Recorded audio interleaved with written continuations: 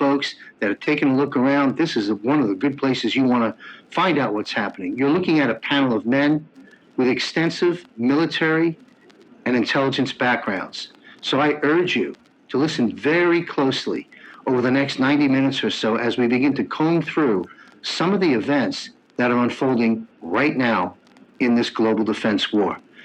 To our panel and viewers, I want to thank you all very much for being here. All right, let's, good evening, good afternoon, good evening, and good night. I'm going to jump right into the scientists. Scientists, 10 dead, 5 missing, most notably David Wilcock, with a focus on, shall we say, off-planet and other, as Michael Jaco told us before, sensitive activity. This comes at a time when President Trump has announced we may expect, and somewhat soon, the beginning of the files concerning Area 51, UFOs, and off-planet activity to be released. I, for one, find this highly suspect at this time that 10 scientists reported dead and 5 reported missing. Call me crazy. Coincidence? I don't know. What are your views and opinions about this? We're going to comb through the panel. President Trump fires all National Science Board members that were created in 1950. At the same time, these scientists have disappeared, and at the same time, an announcement's been made that we're going to be releasing files that, to my understanding, have been there since Dwight Eisenhower. So the stage has been set. That's a long-winded statement. End question. We'll begin at the top of the panel with our good friend, retired Lieutenant Colonel Ricardo Bossi. What are your views about this? A lot of interesting things being unpacked all at the same period of time. What say you, sir? Good evening, John. Good evening, gentlemen. Great to be here. Very quickly, what we're seeing is this tsunami of events, and it's designed to keep us a little off balance. That's on purpose. There's a reason for that, because there's so much coming out, and the target audience, to use Derek's professional description of the group that a PSYOP is being operated against, comprises many different psychographic and demographic groupings, and so everyone gets a different message, a different way to achieve the same objective. Now, in relation to the scientists, for example, this is just one example of what's happening everywhere else. Traditional groups are being replaced. Traditional individuals are being replaced. Most of those are corrupted. All are under control. Some were undercover, and they're going to, and that's okay. That's, as John and I have mentioned many times before, all the actors in this particular play have a role. They have a purpose to fulfill, and once that's done, they're gone. And so people will come and go. The way it's being done, though, is interesting. This massive level of speculation which causes the people concern is by design. My father was an author, playwright, and poet, and he said, whenever you're telling a story, if you really want to engage the audience, let them put the last piece of the puzzle into place. Because if you just present the whole thing, they'll look at it and change the channel and find out what else is on. But if you can intrigue them, get them concerned, get them interested to figure it out for themselves. Now, I like cryptic crosswords, which are highly complex. There's a whole code behind them, but that's not for everybody. Some just like to watch a straightforward show and guess the end of the show before the end comes. And so all of these different approaches have to be covered. The scientists fall beautifully into that category. The science board gone, new scientists disappear. Have they gone to Valhalla? Have they... Are they in some sort of global witness protection? Have they been moved into a position of real authority and power to do what's got to be done down the track? And the fact that we're speculating is exactly what's got to be done, because people love to put that last piece into place. It engages them, and they stay with the story. They feel some satisfaction when they find that they have actually discerned the truth behind the matter, and that gets them on board. They talk about it, they talk to their friends, their friends talk to their friends, and slowly, bit by bit, the target audience is won over. Not only directly by the PSYOP itself, but by the crowd. And I'll finish on this. Every businessman knows that the best reference is word of mouth. Advertising is one thing. You can tell people everything you want, but they're going to hear this, and they're going to hear that. They're going to see this, they're going to experience that. They're going to see this, they're going to experience that. So if the word of mouth is the most effective form of advertising, That's exactly what the White Hats are getting into the people's minds. Let them work it out. Let them put the last piece into place. It's part of the show. Um, Wilcox, I think, is a different matter. That might be legitimate. We don't know for certain. But certainly, we're seeing with the scientists is what is being played out writ large across the planet, whether it's national governments or whether it's the National Science Board, makes no difference. Same procedure, same result, which is the control of the system by the White Hats. What a brilliant analysis. Thank you, sir. We're going to take that same narrative and question through the board. Colonel Chuck Sellers, welcome back, sir. What's your views of the scientist issue that's as it's unfolding? It's really interesting.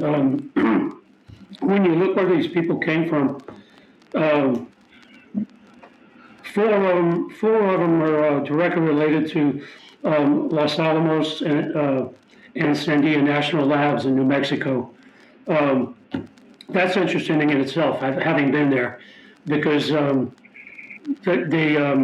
that's where all the work on the nuclear weapons gets done, this and that. And I've been to the place and I've seen it. I've seen the training that they go through there. So it is very tight security in that place. So interesting. The next four were from California, all associated with NASA Jet Propulsion Lab and Caltech. All this stuff is, when you go down and see the qualifications of the missing people, all of them were in astrophysics, mechanical research, all these hard science things. So the links are really strong between them. The question is going to be, how do you connect the links with all of them? And then I also should have mentioned, on the East Coast, the two from the East Coast were from MIT. One was a professor, an MIT professor, and the other one was a pharmaceutical scientist on the East Coast. So it's a really interesting thing. I don't believe any of it's by accident, even though some might look like an accident. I think there is meaning behind all of it, and the question is going to be figuring it out, just like what Ricardo was saying. Thank you very much. Hey, all right, rock and roll. Looks like the aerospace engineers have triggered some device. Anyway, thank you for weighing in on that important subject. One more, John. Yeah. Just one more. You probably should mention the last one, because I think it very likely could be related. And this was retired Air Force Major General William McCaslin, who went missing in the Sandia Mountains just a few weeks back. Real similar to these other 10. And it just so happens that he was the former commander of the Air Force Research Laboratory at Wright-Patterson Airfield, which is the nexus of all of the UFO stories and research, storage for the artifacts that are recovered from crash sites. That was at Wright-Patterson Air Force Base, and he commanded Wright-Patterson. Very interesting. No kidding. Nothing is as it seems, folks. Thank you, Colonel Sellers. We take the same question, a good friend, Michael Jaco. Welcome back, sir. So President Trump is saying that he's going to reveal in July of this year. President Trump is the 47th president. It was 1947, July of 1947, that Roswell crash happened.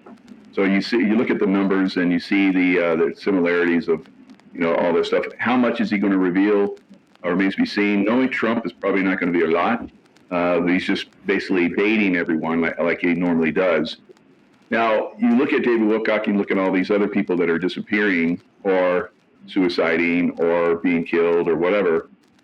This has been going on for a long time. We go all the way back to Tesla. Tesla, was I think killed as well, and his information was stolen. We're seeing the same thing happening now. Now it's kind of interesting. It's the press is releasing all of these people, just recently. Although some of them, were going back a year, 2 years, that they have, disappeared or, whatever's happened to them. Some of these people are put in like a witness protection program. That is important because having been part of protective details and all that, it's very, very hard, and it's very expensive to have people that are protected. I've been part of these details for quite a bit, and they're not easy. You need a lot of people to do it. You need people of a very high level. Of course, some of these people are being taken out by people of a very, very high level, like myself and like the gentlemen that are in this audience or in our discussion group. So that's one of the things that we have to look at. Now, if we look at what's going on in Iran, it's very similar to what happened with the COVID. COVID is, if you look at Donald Trump, he did Operation Warp Speed. I believe he did the same thing, which basically speeded up the process where it took them off guard, they being the deep state, and foiled their plans that they had perfectly laid out. Trump was not supposed to be elected. That was, a hiccup in their system. Hillary was supposed to come in and start this process of, completely controlling humanity. So all of this is being, stopped out. The war in Iran, that was coming, but he, just like with COVID, he kicked it off early. And that's disrupting their machinery, disrupting the plans that they had, and makes them more vulnerable. So one of the things that they want to do is stop us from ascending to consciousness. I think that the vaccination program that they had during COVID was part of that process. I think that a lot of people have adapted, which they didn't, think would happen. And when I say adapted, is basically we're reaching a higher level of, physicality, consciousness, and so forth. And I think that's very important and will be instrumental as we move forward in, this takedown of the deep state and then this golden age that we're going to move into. So people like I look at my compadres here, and these are people that are definitely going to be going forward in the future. You see that with a lot of other people. You see, unfortunately, some people are falling off.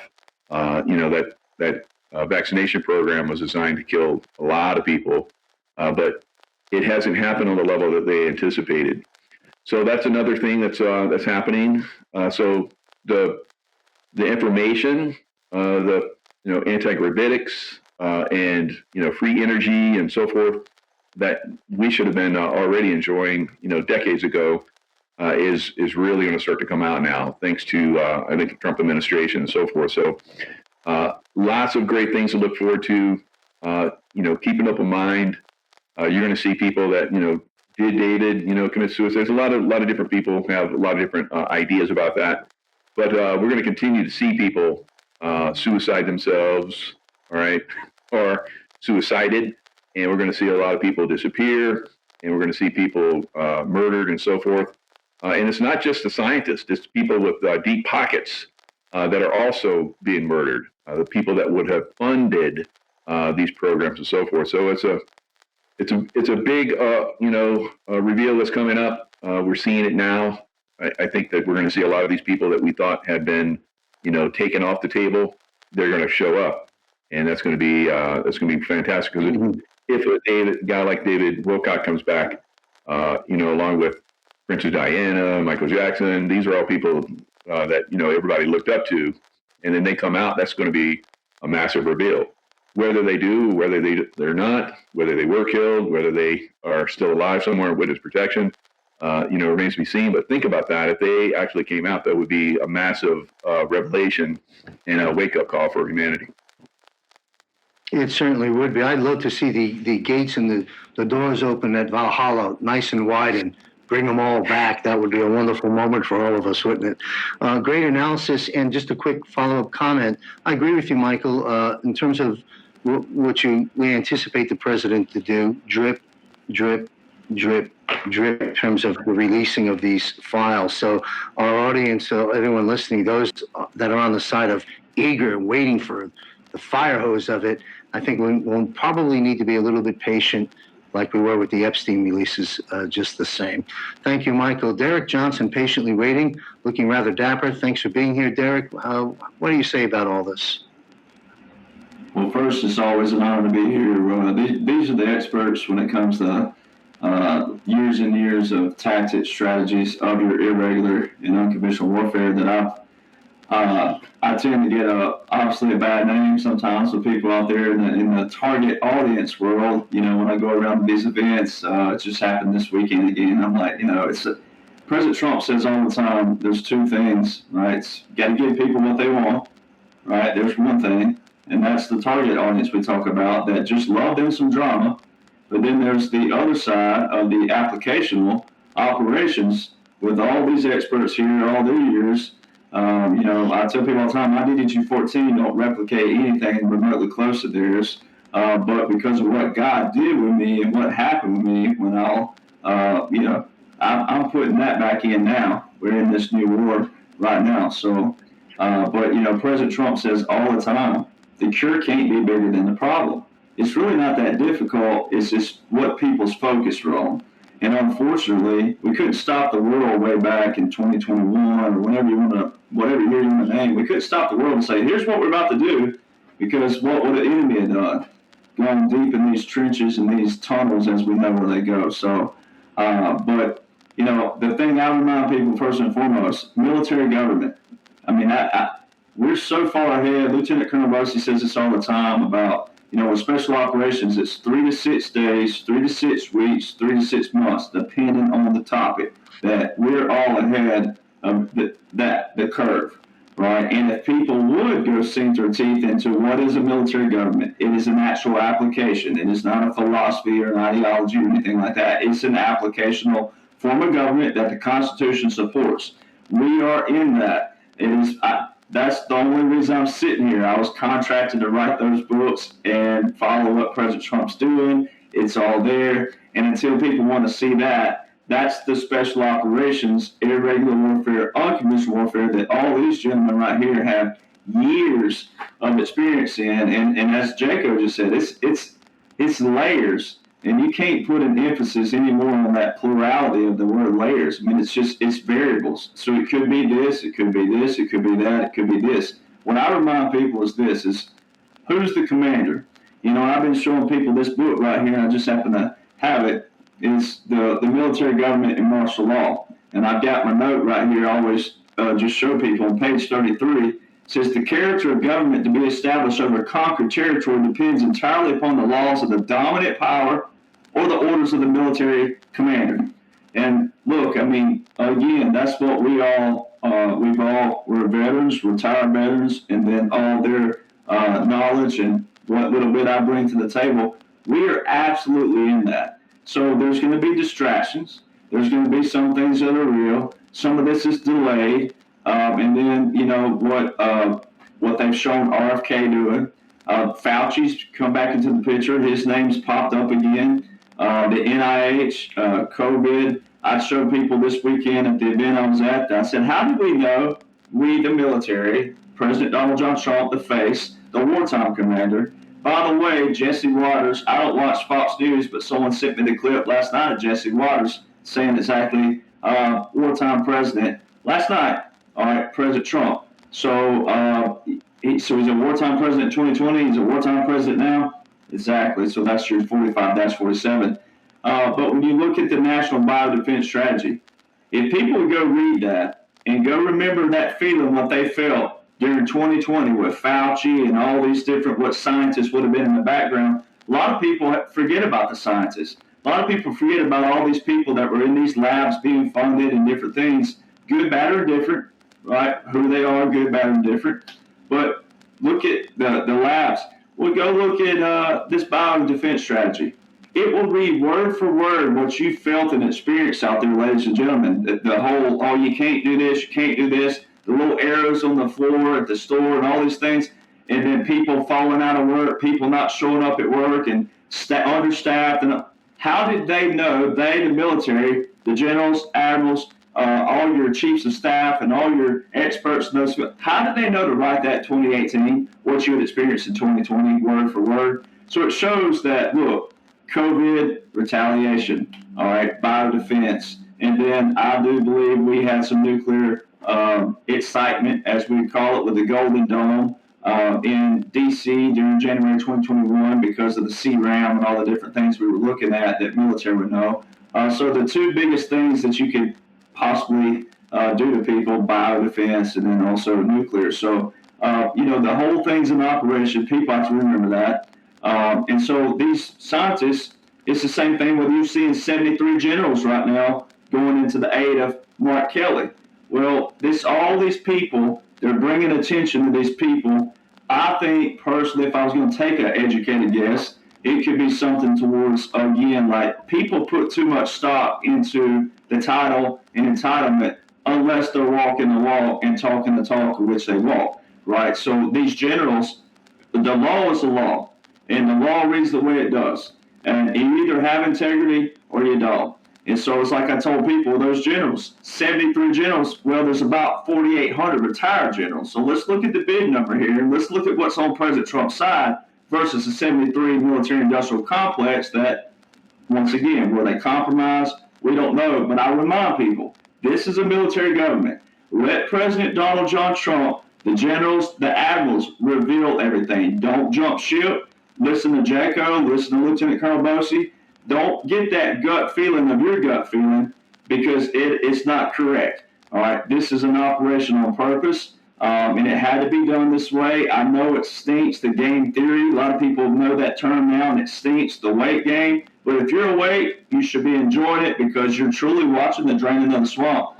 And I think it's a soft landing, distractional for what is coming because they are most certainly working on Department of Justice, Guantanamo Bay, and tribunals. That is a fact.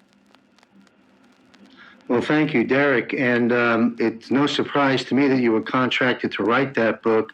For those coming aboard, learn more about Derek's work. He's, I'll say, an expert in connecting the dots on the executive orders, the law of war manual updates, the presidential executive administrative documents, and so forth, and relating them and helping us analyze the events blow by blow as they occur. So thank you, Derek. Also, just a quick comment on Fox News. You mentioned Jesse Waters calling the president a wartime president. Hey, Fox, you caught up with us. We've been saying that for 6 years. All right, let's move on to the next question. Kash Patel. You know, if Kash Patel gets done what he has professed on Maria Bartiromo recently, he gets that accomplished and starts slapping some handcuffs on the low-lying fruit in Russiagate, he's going to go down in the history books. Thank you, Kash Patel.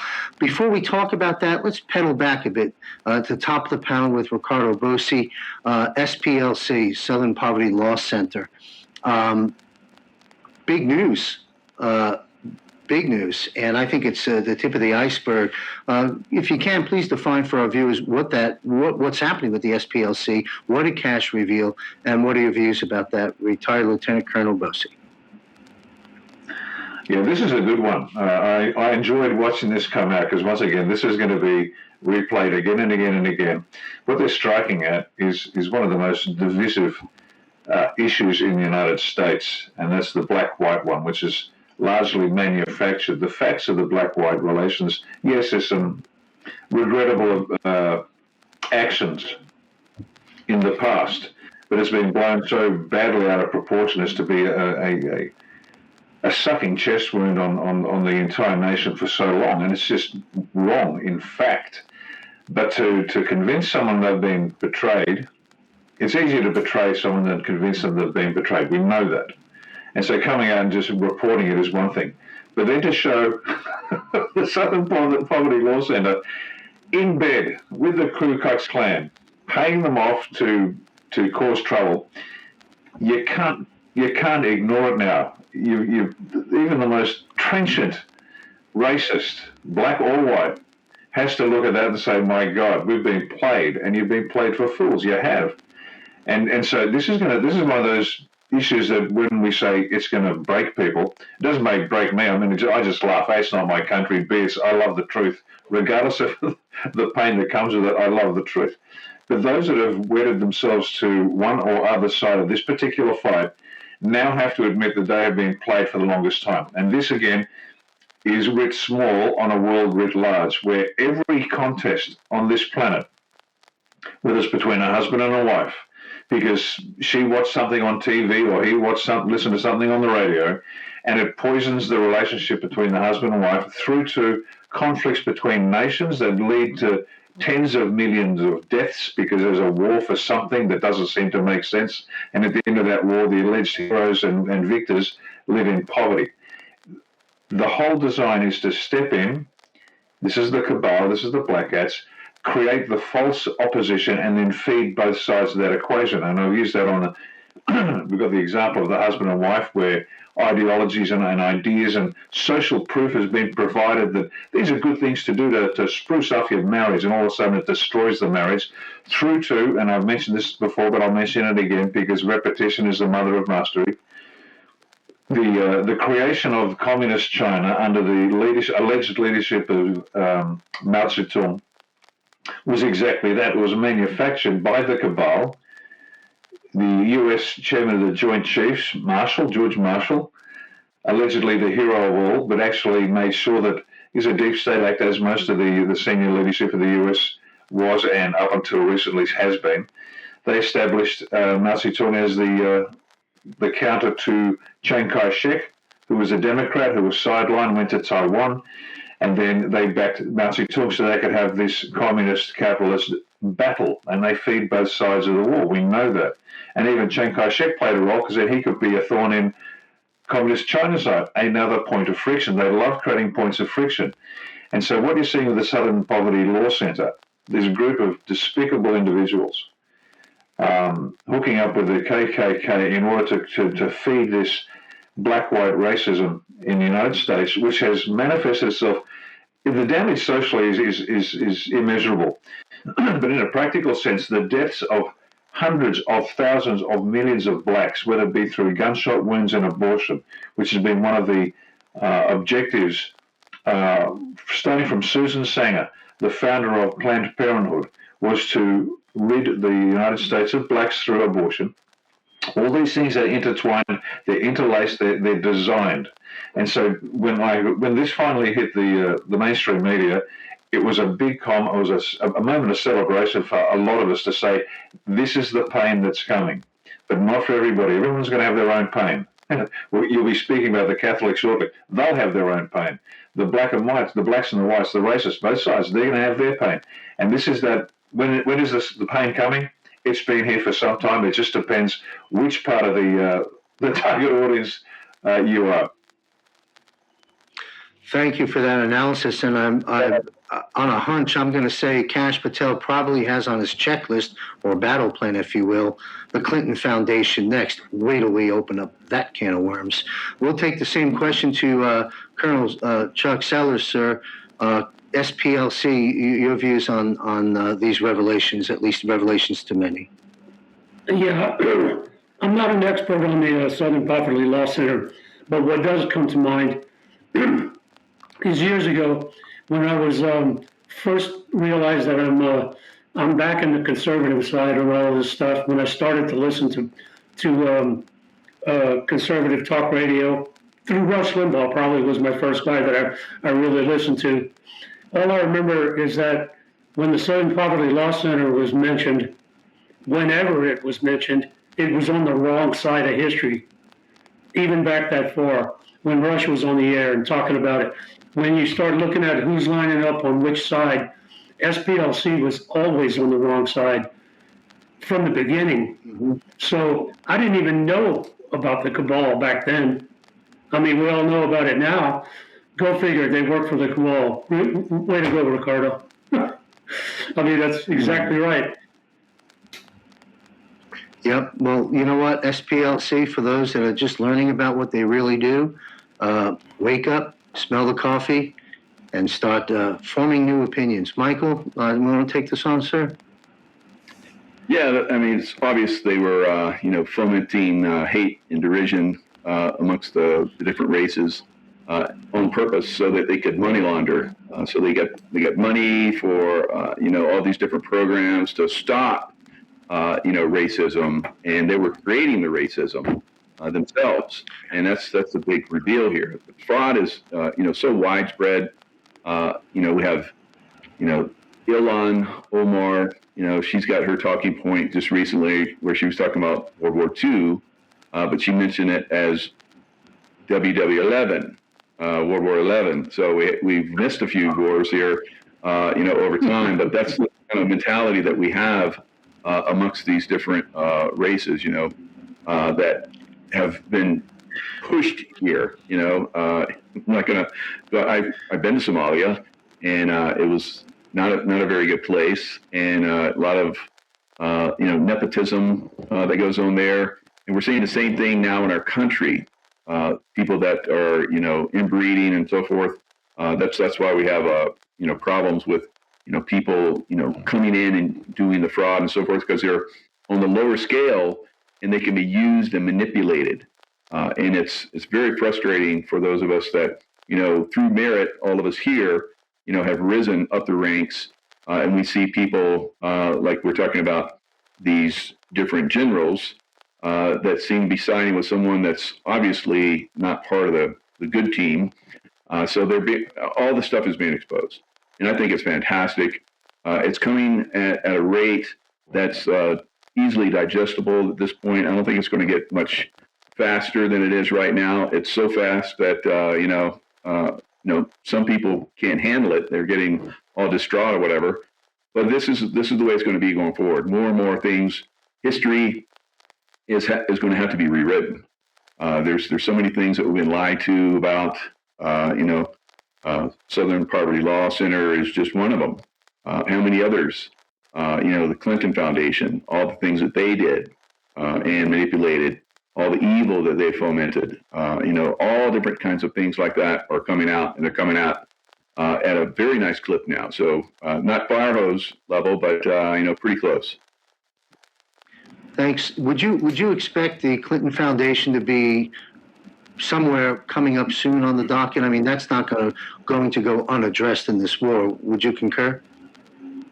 I would concur, because we're already starting to see people talk about it and bring up information, and every time we've seen something that gets revealed, there's a layering that starts to come in, information that starts to be revealed, and then the big reveal. So Clinton Foundation is basically we've seen some of that. So that's a very good point. That I think they're next. Long overdue. Excellent. You bet. It's going to be quite a relief for many of us, and quite a shock for the target audience, as it were. Thank you, Michael. Derek Johnson, SPLC, Cash Patel, taking no prisoners now, opening up Pandora's box. What say you? I mean, this is perfect for a Southern guy, right? Because the South. I grew up not far from Selma, Alabama, and everybody knows whether it's real history, everybody wants to get in that topic, but it's such. We have been saying this for so long. Matter of fact, I went to a funeral last week. This is something personal, right? I went to a funeral last week. I haven't seen a buddy of mine that I graduated with in 25 years. Black guy, and when I grabbed him on the arm and spun him around, he hugged me like a long lost buddy from the veteranhood or whatever, and it was one of those embrace it. And if anybody could have just seen that, not for a show and not for politics or anything like that, but people could see the realness there, the genuine. And we've been telling people for years, like, there's no racism anymore. And like, if it is, it's real ignorant. And it's someone that's just, chooses to be hateful. They choose, but it's small. So this is redemption. I have a friend, I don't know if he'll ever join or not. He's up in his age now, but I'm going to reach out to him. I think it'd be cool at this point. But I met him a few years back. When I was doing my master's degree at Colorado State, and we would sit in the Veterans Center. He was in his late 60s then, using his GI Bill, going to college. But Lieutenant Colonel Bosie, he's an Australian, and he came to the States in the 70s to get his citizenship, and he joined the Army, and he thought, well, if I'm going to do it, I better go big or go home, and he Green Beret, special forces, and we used to sit there and talk about things, and he said there's three fundamental things that changed America. Leaving the gold standard, the Unified Budget Act, and the Civil Rights Act. And we sit there and talk to so many people, but the Civil Rights Act, they used, if anybody, I tell my black friends all the time, you should be pissed off. They used you as poster boys and poster children. They used your race, and they treated you like you were stupid and low IQ. If anybody should be pissed, it should be you. And hey, if there's anybody who can talk about it, I can, because of where I'm from. And so this is great. Revenge in the other way. It was all part of the military government. It's part of the judiciary takedown. I showed the laws and orders of 2017 to 2021. The legislative branch is being reset then 21 to 2025, the government in exile and the puppet shadow government, which is a hybrid warfare mix, and the irregular warfare, unconventional warfare, the heavy, operations of that's your resetting of the executive branch. And right now, it's everything judicial, whether it's courts or third circuit court, or the fourth circuit this or fifth, whatever. It's all court, judge. And then all these lobbyists being taken down, all these law firms. Saw President Trump put all those different law firms on blast last year in executive orders.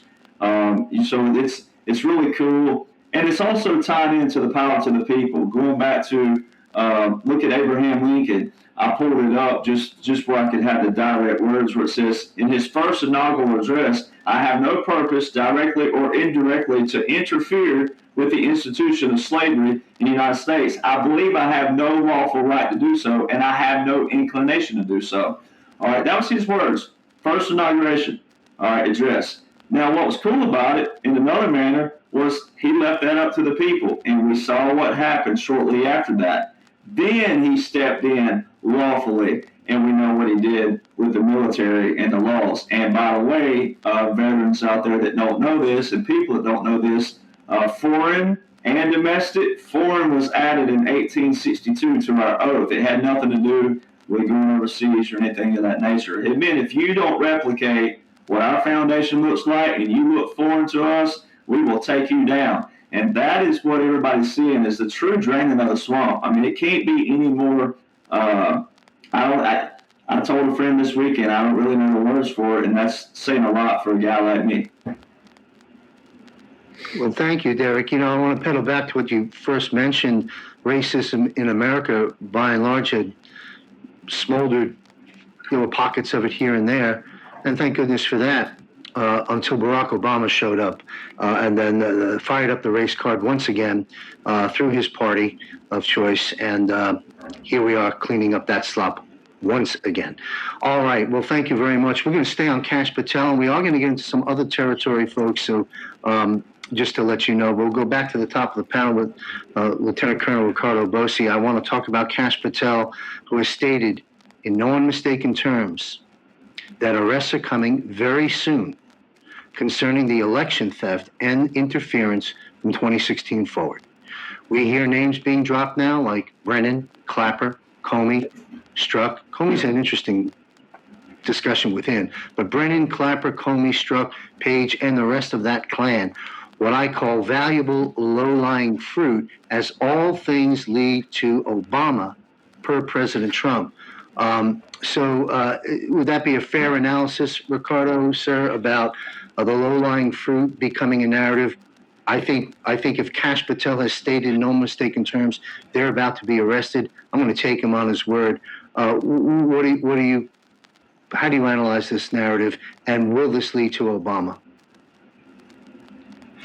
Will it lead to Obama? Absolutely, yes, it will. And it must, because as I said before, we know that Obama wasn't some great mastermind. He was just the stooge who signed to the paper. Now, that's important. It really is important, because he might have been a stooge, but he was the hand that signed the paper. So it's got to lead to him, because that'll start shattering some more of these illusions. And just people should remember, anything they're going to lose here is something that I think it was Bruce Lee, the great martial artist, said. All you're going to lose are illusions. That's it.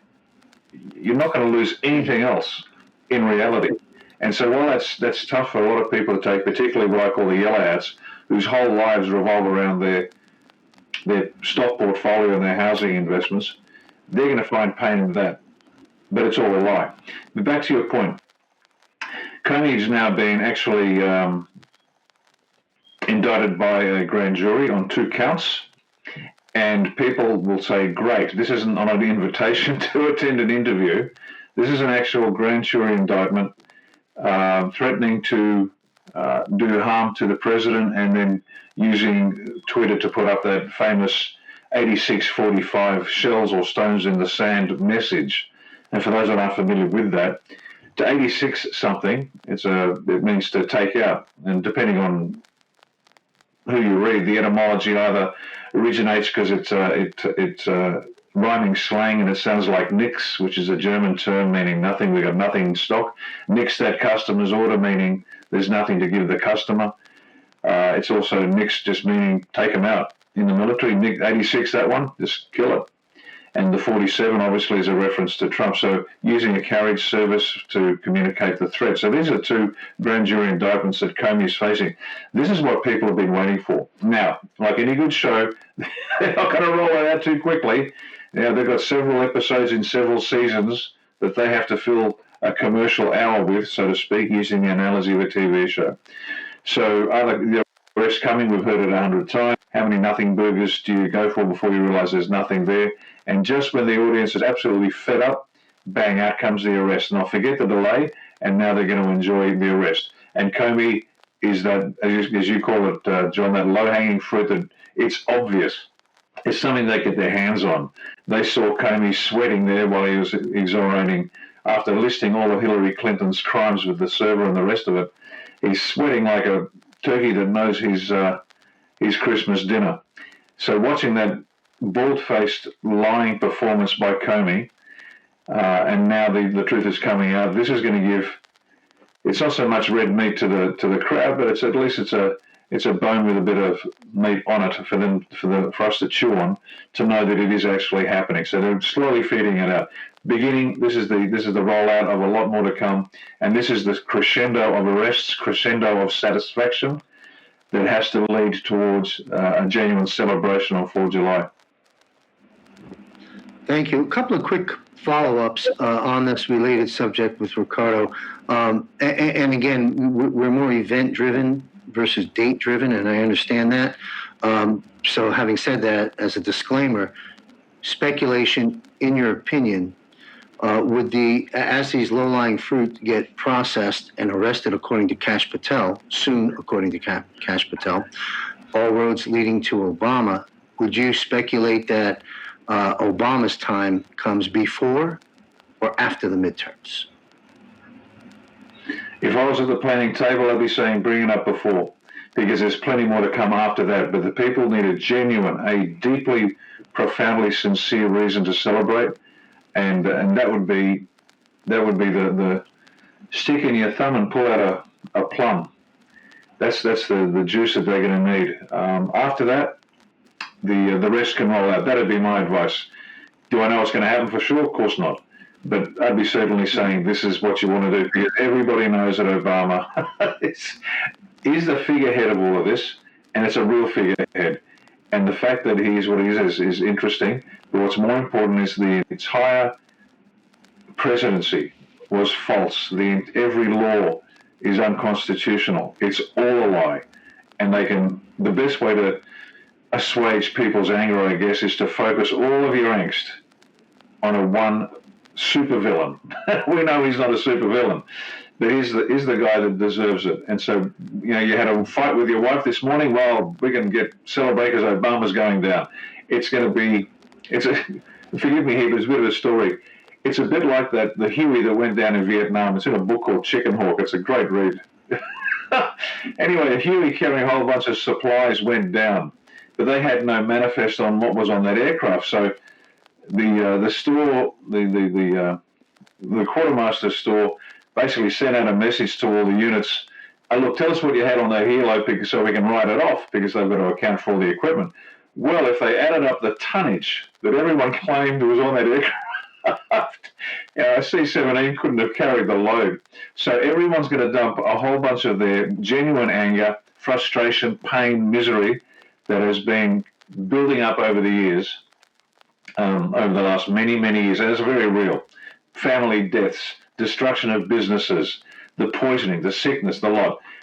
The people need a point of focus to project all of that onto, and I couldn't think of a better target than Barry Soetto, because that will clear them emotionally, and I guess clear them emotionally, mentally, even spiritually to a degree, psychologically definitely, so they can then move on after 4 July and begin the great labors of peace, as I call them, because the tribulation of war will continue, but it will appear to the target audience that the major work is done, and now we can get on and commence the great labors of peace. And as we've spoken before, focusing on health and wealth will be the two great priorities. Again, if I was at the planning table, zero tax, get them rich, because you can be more generous when you've got a pocket full of personality. Health and wealth are the two big things. Once the people get that, then you can watch after July 4, the trajectory will be so much more joyful. Thank you. I just want a quick comment to our viewers. This isn't about Republican and Democrat going after Barry here. This isn't about certainly black and white going after Barry here. We could have the same level of discussion on the Bushes. We'll save that for another day. But one more follow-up, Ricardo, and then we'll take this dialogue through the panel. I spoke with Josh Reed, 10-year retired, 10-year Navy. And I'll be publishing that any day now. And Josh will be joining us in a future panel. Everyone on the screen has been with Josh on one program or another. Josh just yesterday came up with an analysis, and I would like to get this panel's view of it. He said he's wondering if, since Obama's a pretty big fish, I mean the big players are behind him, but he's the big front runner fish, that it could cause a lot of problems for the country if it was shown military tribunal punishment for treason is execution, and so that he may get into a car accident or have a heart attack or go away by some other means and be eliminated that way for public consumption to avoid potential chaos. Any comments or opinions about Josh's his speculation? Yeah, that speculation makes sense. That's a workable course of action if you're sitting at the planning table. But the people deserve and need to see retribution.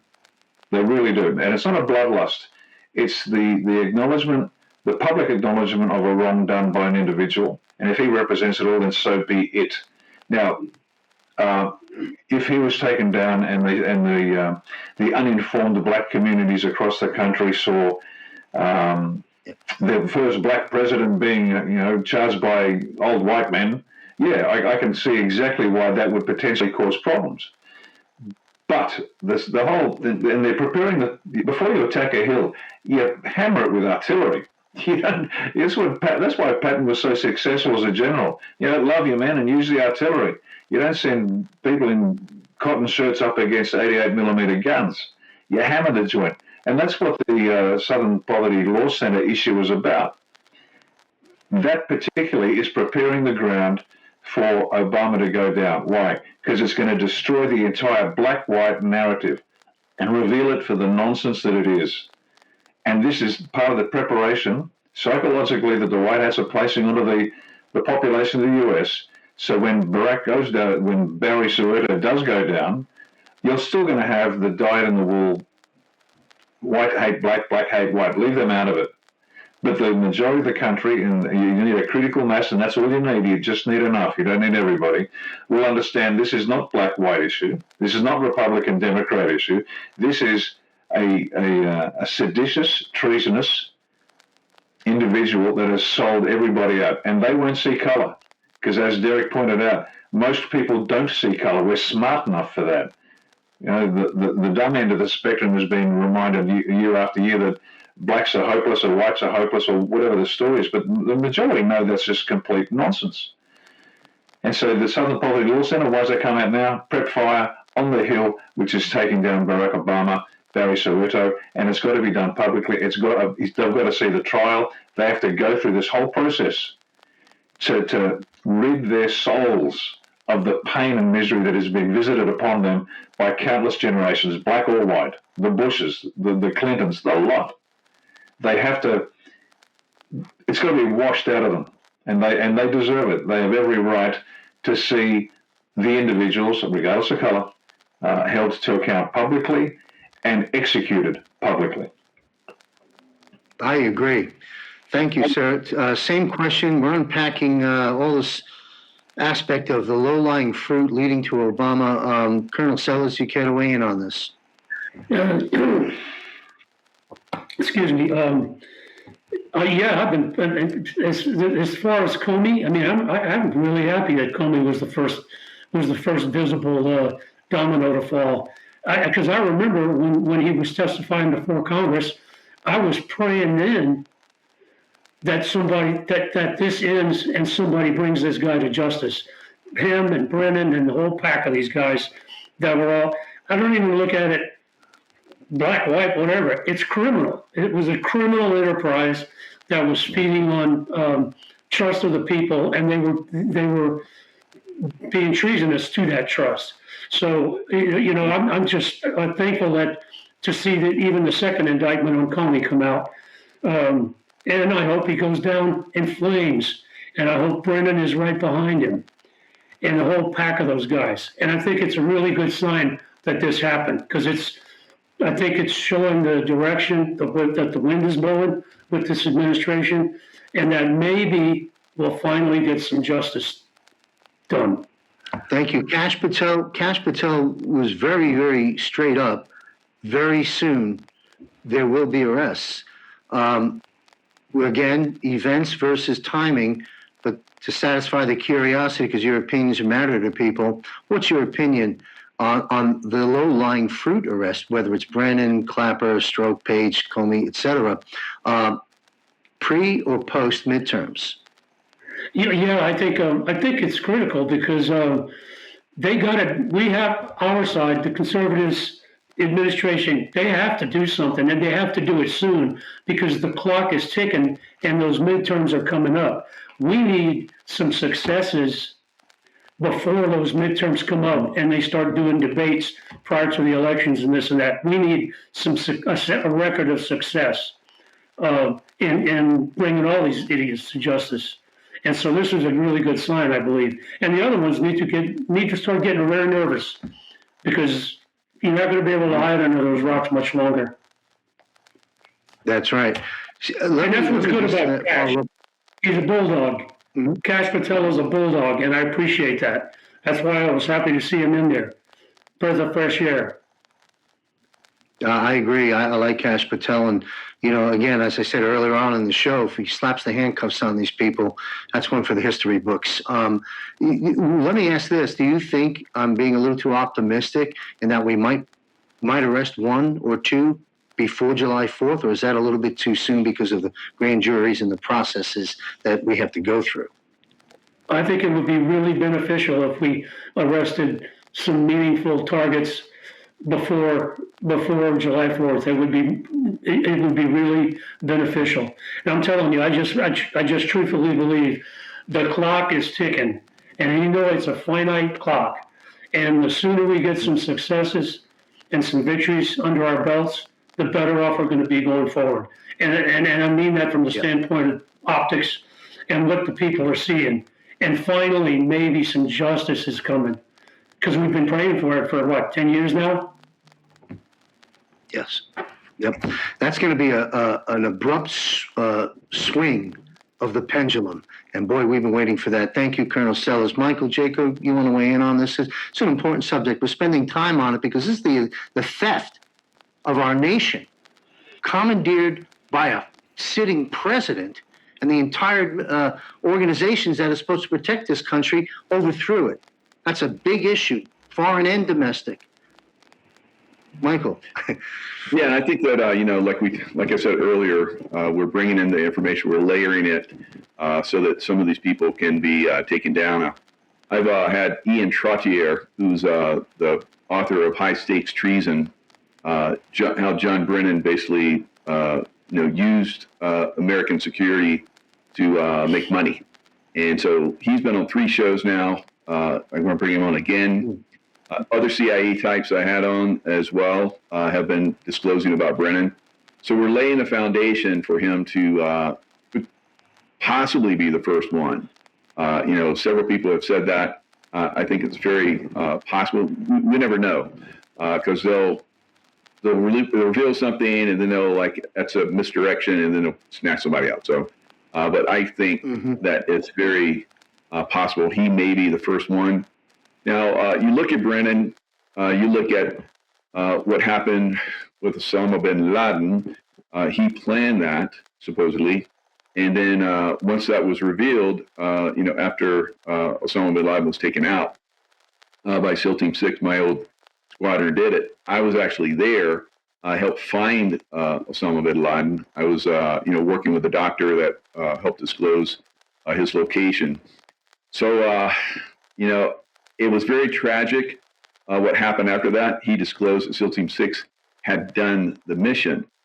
And I think that's kind of like one of those things that, those of us that are in, these high levels, Delta, SEAL Team 6, we don't like our stuff to be revealed. And so they revealed it. And I think that was, so he could get reelected, Obama, that is. And, there's lots of different, problems with that. We look at Obama, coming back in, doing more trauma to America. And using, the SEAL Team 6 mission to do that. Now, after Obama, he was very, very prominent when I was in the CIA. I was in Peshawar at the time. We had grown the Peshawar base. At first, it was just me and one other security officer. And then as we got closer to that time frame where Osama was going to be exposed, we grew that base to I think over 20 different security guys and, lots of CIA, people gathering information and analytical guys, and every day Obama was, on a video chat with the high level guys that were there at the place where I was. So we knew that he was involved. And then when it happened, he disappeared. Right. So he got what he wanted.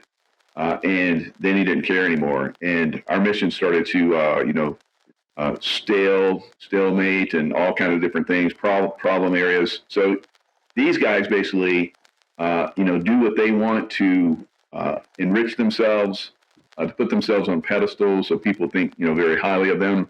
But I can tell you from the backside, down in the trenches, we were completely disgusted with Brennan, with Obama, and I'll even say that Admiral McCraven, he was a great disappointment. The SEAL that was involved, SEAL Admiral was involved in that.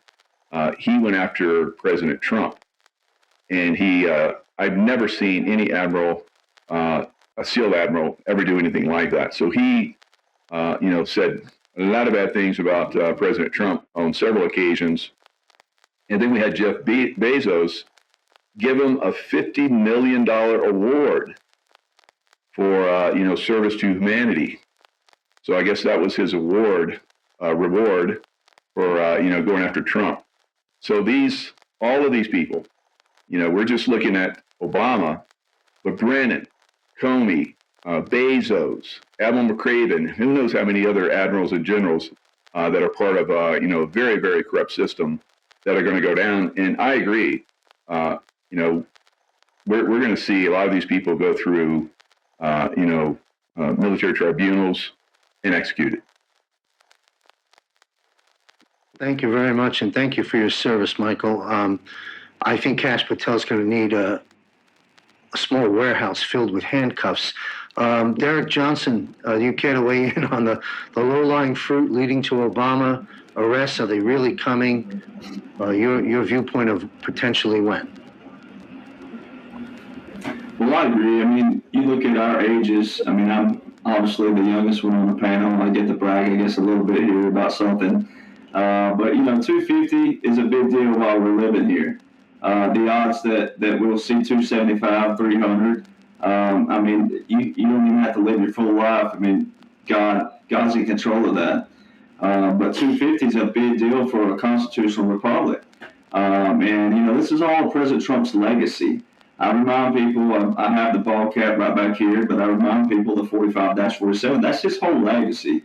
So there's the operational side that we talk about, obviously the applications of the military government, and then there's the actual what people are seeing, right? So there's the two timelines that are running.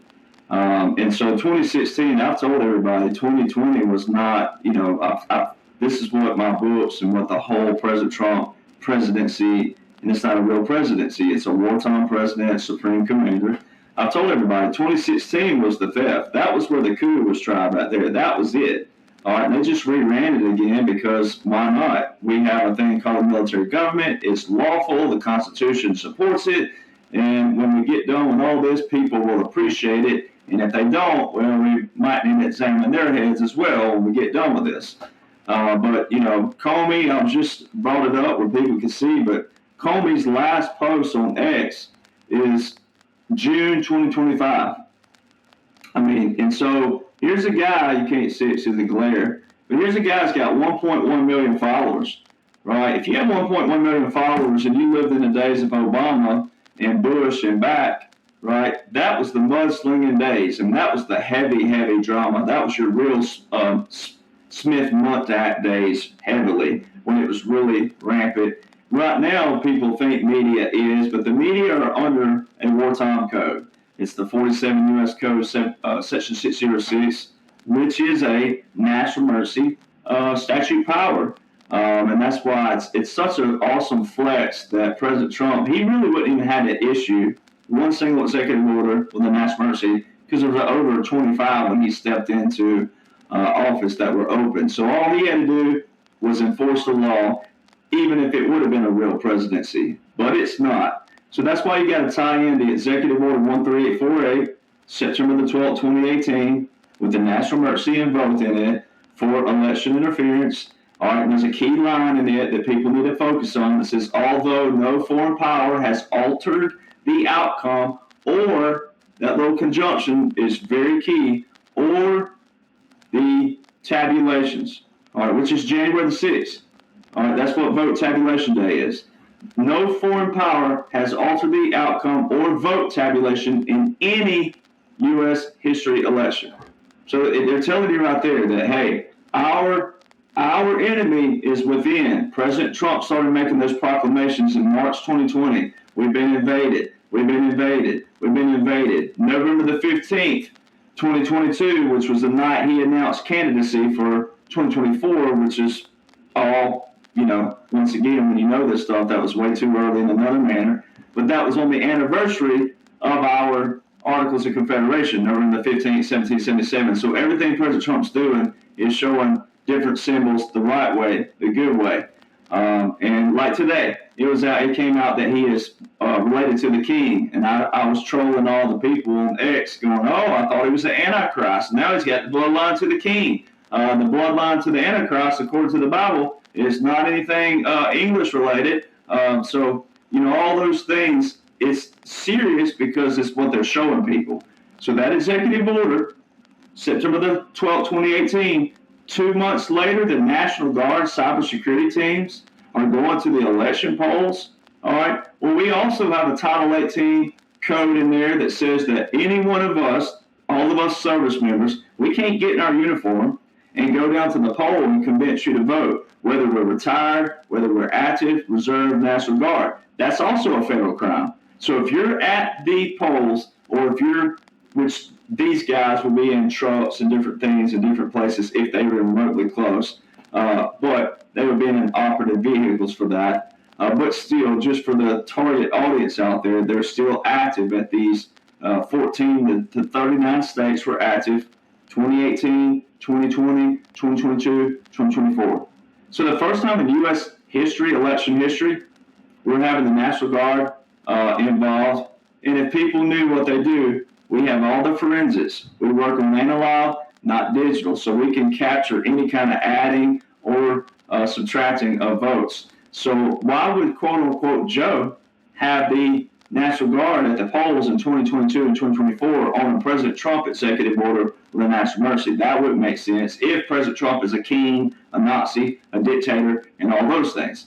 That wouldn't make sense. And then also for the veterans out there, this is why I was so hard right out the gate with the veterans is that, look, if you're going to come at me and, I didn't serve long enough and I didn't do this and I didn't, well, it's going to look worse on you because I didn't serve as long as you because quote unquote Joe does not have one single Title 10 invocation from 21 to 25. He doesn't have a Title 32 funding from 21 to 25.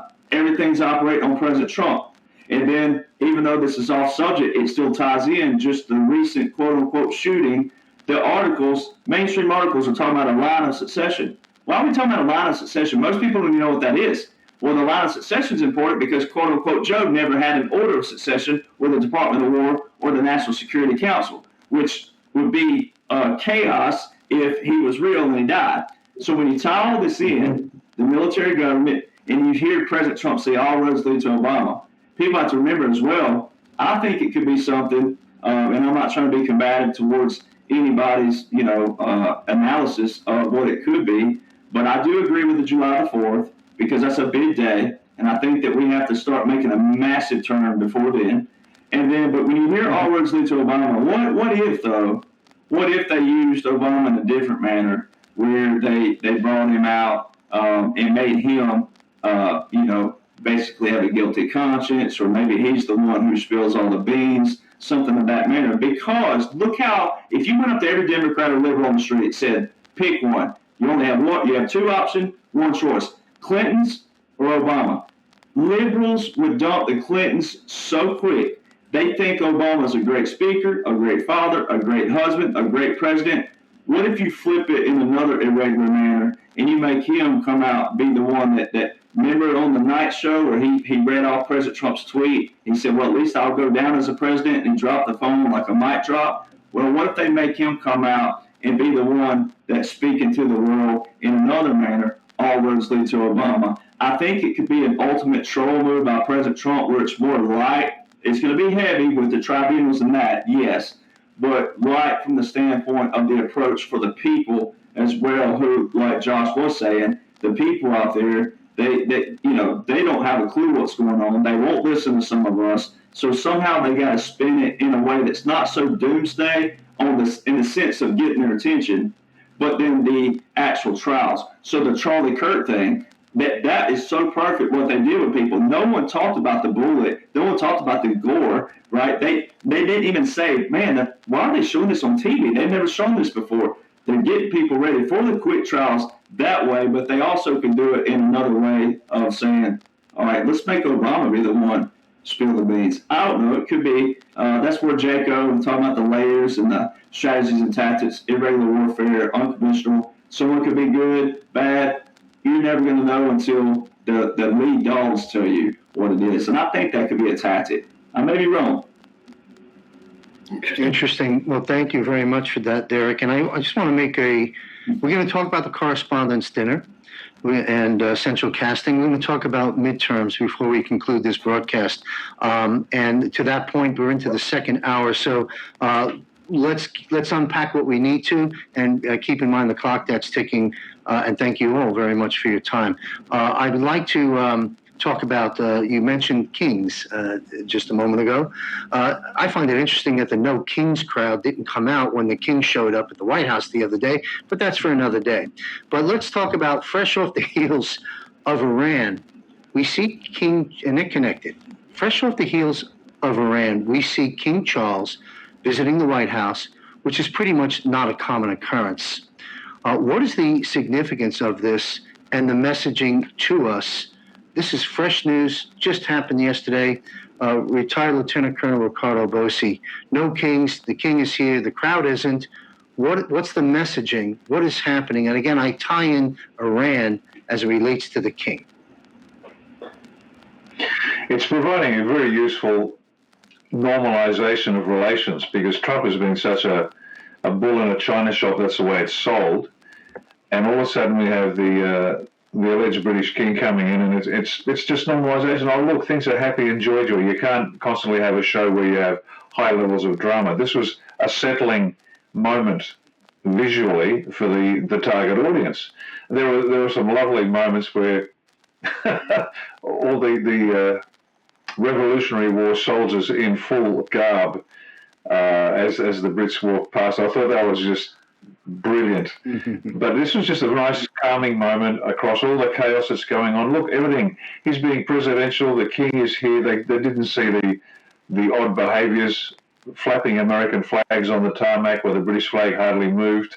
I mean, all these little things, whether they're accidental or real, who knows, doesn't matter. It was just a calming moment for the people. Trump is fulfilling that role. It's like when Dad comes home angry, everybody waits for Dad to settle down again and grab a cup of coffee and everybody's good again. All right, so that was the purpose of that. It also showed the king being subordinate to DJT. The king came to visit Trump. Everyone comes to visit Trump. And again, it's that subtle messaging to the target audience. The Don is the king. Whether you like it or not, he is. Great analysis. Thank you. I want to add one thing to that I saw on social media. Some patriot pointed out, how you can draw on top of an image to bring attention to something. And they showed the staged photograph of the First Lady over here, the President, the King, and the Queen, I would presume. And the King had his hands behind his back. Interesting symbolism there, like his hands are tied. So we'll add that to the list of those anomalies that you've referenced, Ricardo. Thank you. Colonel Sells, you care to weigh in on this? The King's visit, Yeah, I think I understand, for decades since the King has visited the White House. I think, yes, and I think there's a couple of things here. I think it's for one thing, one aspect of it, I believe, it's a follow-up to the Queen following Trump during the capitulation tour during his visit over there. I think this is a direct follow-up to the capitulation tour that Charlie comes over and sees me over here in my house. And the other part of it is, if I'm not mistaken, soon after we started the operations in the Straits of Hormuz, UK came out against the operation and really publicly against it, that this was a mistake. The U.S. is making a mistake in the Straits, in the vicinity of Iran and all that. And we went on and we did it anyway. Think about the Straits of Hormuz, okay? You've got Trump came out with maybe 3 different statements about the Straits of Hormuz. And I think he was signaling at the time, and this is over the last couple of weeks. And the one that I really liked, he goes, hey, we don't use the Straits of Hormuz. He goes, Europe uses the Straits of Hormuz. They get 80% of their oil through the Straits of Hormuz. The Europeans do. Okay? This is hurting them. And this is at the same time that he's making his comments about NATO and how NATO never supports us, and we pay millions and millions into NATO. I think the actions and these words of these different conversations are all pressure on Europe to understand that we don't need you, but you need us to get this oil flowing back through here. So I think he was flagging a lot of information in some of those comments that he made. And so, and I guess the bottom line of it, based on those comments that he was making, I think this is pressure on the Europeans from the U.S. Hey, we're doing this. We're doing it for our own reasons, but you're going to pay for it. Thank you for tying those nations in, Iran and Europe. That's a part of everything. Thank you for raising that to our viewers. Michael, you want to take this on, please? Well, this is a good one. So the city of London is being taken down, and that's been controlling Iran, it's been controlling China, both of those countries.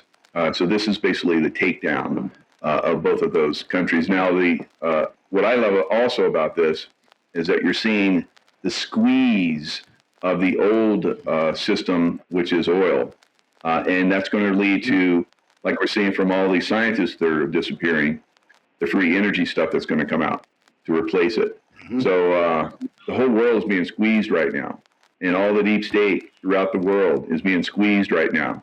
They pushed the Green New Deal, which was complete BS, and it's not working. So it was supposed to replace the oil. So now that's being exposed, and we're seeing oil is being squeezed. Of course, the United States being the number one oil producer in the world, with Russia second and Saudi Arabia third. Both of those countries combined do not produce as much oil as the United States. So we're seeing we're at the lead in all of this. We're in control completely of all this. And when you look at, again, who benefits the most from this oil? Venezuela and, the Middle Eastern oil, that was China. All right, so they were China, as Trump likes to call them. That was, basically a takedown of their system as well, squeezing them, because there was all this thread about China going into Taiwan. Why would they go into Taiwan? To get all of the chips and stuff that they need for dominance in the AI world, which we cannot let them have, right? Because that would basically take over the world pretty quickly. So President Trump has been pushing for AI dominance. So this is basically taking down to China. They're not getting their cheap oil anymore. All of these countries like Venezuela and the Middle East are going to get their, especially Iran, their people are going to get the oil for, until we make the transition into free energy and so forth. They're going to continue to get their money. The people are going to get the money that they deserve from this oil, not the people at the top that were squeezing the people and destroying cultures and so forth, like we've seen all over the world. So monumental times, like all of us have been talking about for well over a year now on your program, John. So it's a fantastic time to see this get revealed and see this final destruction of not only the city of London, but also the Vatican City, where Trump came out and also went after the Pope. All right, so he's taking down those other, and he's controlling the third city, which is the Washington, D.C. So he's controlling all three of the cities that were controlling the world for a long time. What an excellent analysis, and that's the crux of the matter in the operation, in my opinion, in Iran and Venezuela. Certainly Iran. Looks like London bridges are falling down, and to your point about Trump going after the Pope and the Vatican and D.C., you're absolutely right. George Bush got it wrong. The axis of evil is London, the Vatican, and D.C., and Trump's all over it. Thank you, Michael. Derek Johnson, you want to take the subject on, sir? I mean, he's showing he's the supreme commander. The White House put out the article about the two photos that said two kings, and I love that commentary said that, all of a sudden, where's the no kings protesters? Right. That also shows strategy. That shows this is all a military government. It's all a military operation. And Colonel Sellers and Jaco, they alluded to exactly their points about the capitulations. I mean, that's all part of it. And then I've been traveling from New York, and I'm still on the road. I haven't got to watch a lot of the footage, but I did see President Trump saluting. And if that photo was correct with the hands behind his back, well, we all know that. Well, no, not these guys. I know this because I was the enlisted guy having to salute these. So if one of these gentlemen were around me, it would be me with my hands behind my back, showing that reverence to the officers here. So it could also be that. I didn't get to see the photo, but if President Trump was saluting and the king had his hands behind his back, well, I would get chill bumps for sure if that was the imagery. I haven't seen that. But if that's the case, that would show that here's the king of England, and then also President Trump saluting. If his hands behind his back, it could also mean parade rest in another kind of manner. That would be awesome. And then also NATO. Let's remember NATO. President Trump put a post out, and he said this not too long ago, about a couple of weeks ago now. He said that a lot of nations want to join the Abraham Accords. He said, and not only the Middle East, but a lot more outside of the Middle East. What if President Trump ends NATO and the UK becomes part of the Abraham Accords? I don't know. It sounds like an ultimate President Trump card to me, and that would be the 45-47, another massive, like Jaco just said. I mean, it's biblical, it's monumental, it's historical. We're watching and living through world history. Thank you, Derek.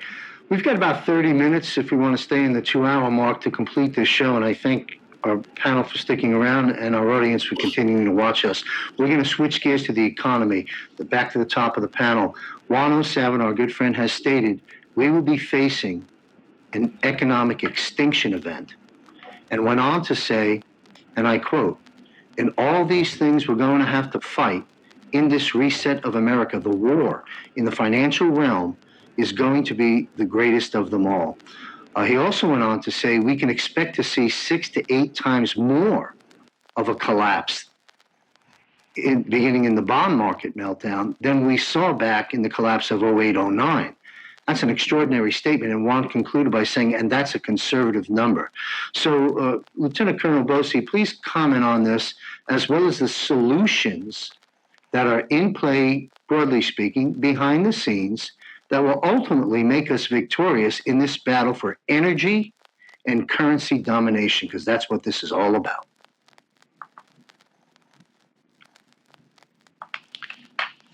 Oh, you've got no audio, sir.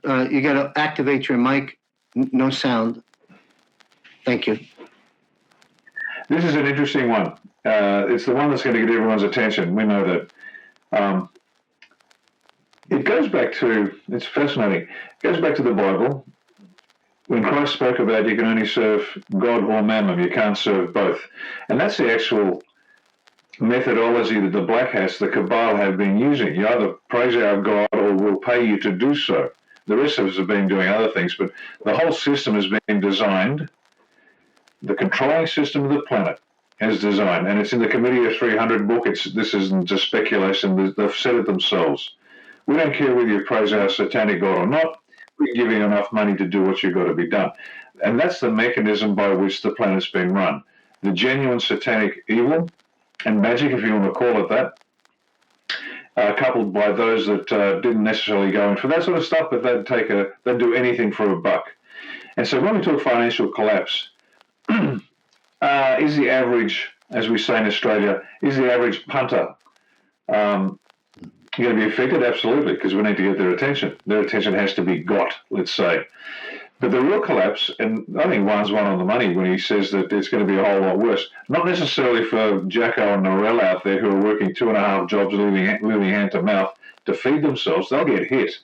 But the collapse will be of this fraudulent system that has been propped up on the backs of working people around the globe as they work.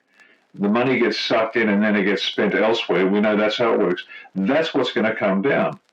Now, just so if we've got a couple of Jacos and Morels out there listening, there is a huge safety net underneath you. So everyone just relax. Take a big chill pill. You're not going to be left hung out to dry. Simply because if the system collapses comprehensively, resulting in collapse of supply chains and mass starvation, the black hats win, and the white hats aren't that silly. So there is a safety net. You're going to feel that gap in the pit of your stomach as you start to fall, but there's a nice comfy safety net down there. Now, what's it called? The universal income. It doesn't matter what it is. It's there in place, ready to catch you. And that's why they've been talking about, say, if they're preparing psychologically this target audience for the safety net, the universal basic income has been out there for years. And I remember when it came out 5, 6, 7 years ago, they were talking about this nonsense. I'm saying, what do you mean a universal basic income? But this is stupid. It's antithetical to any decent financial theory for the well-being of a planet. You've got to be self-reliant. You've got to look after yourself. You've got to make your own money. Be independent. Otherwise, you'll end up with these lazy people doing nothing. But that's what it was. Now, the safety net comprises, if I was going to speculate, it comprises that the wealth that has been stolen from the people will be made available to the people in a measured way in order for the planet to continue working. Now, how does that work? Let me speculate again. Imagine if we've all been very sensible with our income, and we've been living off 90% of our post-tax income, and we've been investing 10% for years, and now we've retired and we can live off the proceeds of our own investments. That's just a nice, comfortable retirement. A lot of sensible people do that, and they're comfortable. A lot of people don't. But if the money's been stolen and you get access to that and you can live your life and now start doing what you want to do rather than what you have to do, all of a sudden that's part of your safety net. So you will drop, but you'll be caught because the white hats cannot afford the collapse to be complete. But let's get back to this horrendous collapse. Yes, BlackRock, State Street, all these corporations that have been the mechanism by which the planet is controlled, because they control the money. If your portfolio is heavily based on investments in those organizations, you're going to feel the pain. And even that is nothing compared to the collapse of the mechanism. That's what's going to be horrendous. The safety net is there, so just trust that that's going to happen. They're not going to explain to you exactly how it happens, but the financial architecture that pervades the entire planet, upon which the entire planet functions, that's going to go down quicker than the 9/11 towers will go down, and it'll just be as complete as that.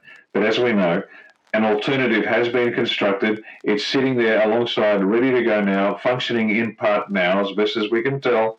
So when the facade drops, the facade of BlackRock, the facade of State Street, the facade of the city, all of that, once that collapses into a cloud of its own dust, what will be revealed will be an architecture which now meets the needs of the people. Will it be frightening? Absolutely. Will some people lose? You bet. Because as I've said before, if you've got massive investments based on the proceeds of crime, they were never yours in the first place. And so there you go. That's a quick, to leave some room for the others to comment. That's what I take away from that. It's a brilliant analysis. Thank you. Quick follow-up, and we'll go to Colonel Sellers, is chaos without clarity, problems without solutions, leaves you in a very uncomfortable position. Turn those channels off. What you just got is clarity in the chaos and solutions at the end. Thank you very much, Ricardo Bossi. Colonel Sellers, please. Off the heels of Juan O'Savin's comments, energy and currency domination, what's your take on what's about to unfold? Well, I'm not an economist, and I'm certainly not as eloquent as Ricardo is on this thing. But I do agree. We've been living under this fake fraud of an economy, I guess, since what, 1100s? The minute the Khazarians figured out that they could print money and pretend that it's real and make everybody pretend that it's real and believe it's real. So we've been slaves for 2,000 years, slaves to the fiat dollar and the fiat money system. And I think that what's coming is, and I believe Juan's going to talk about this at some point too, is that system is just like Ricardo just said.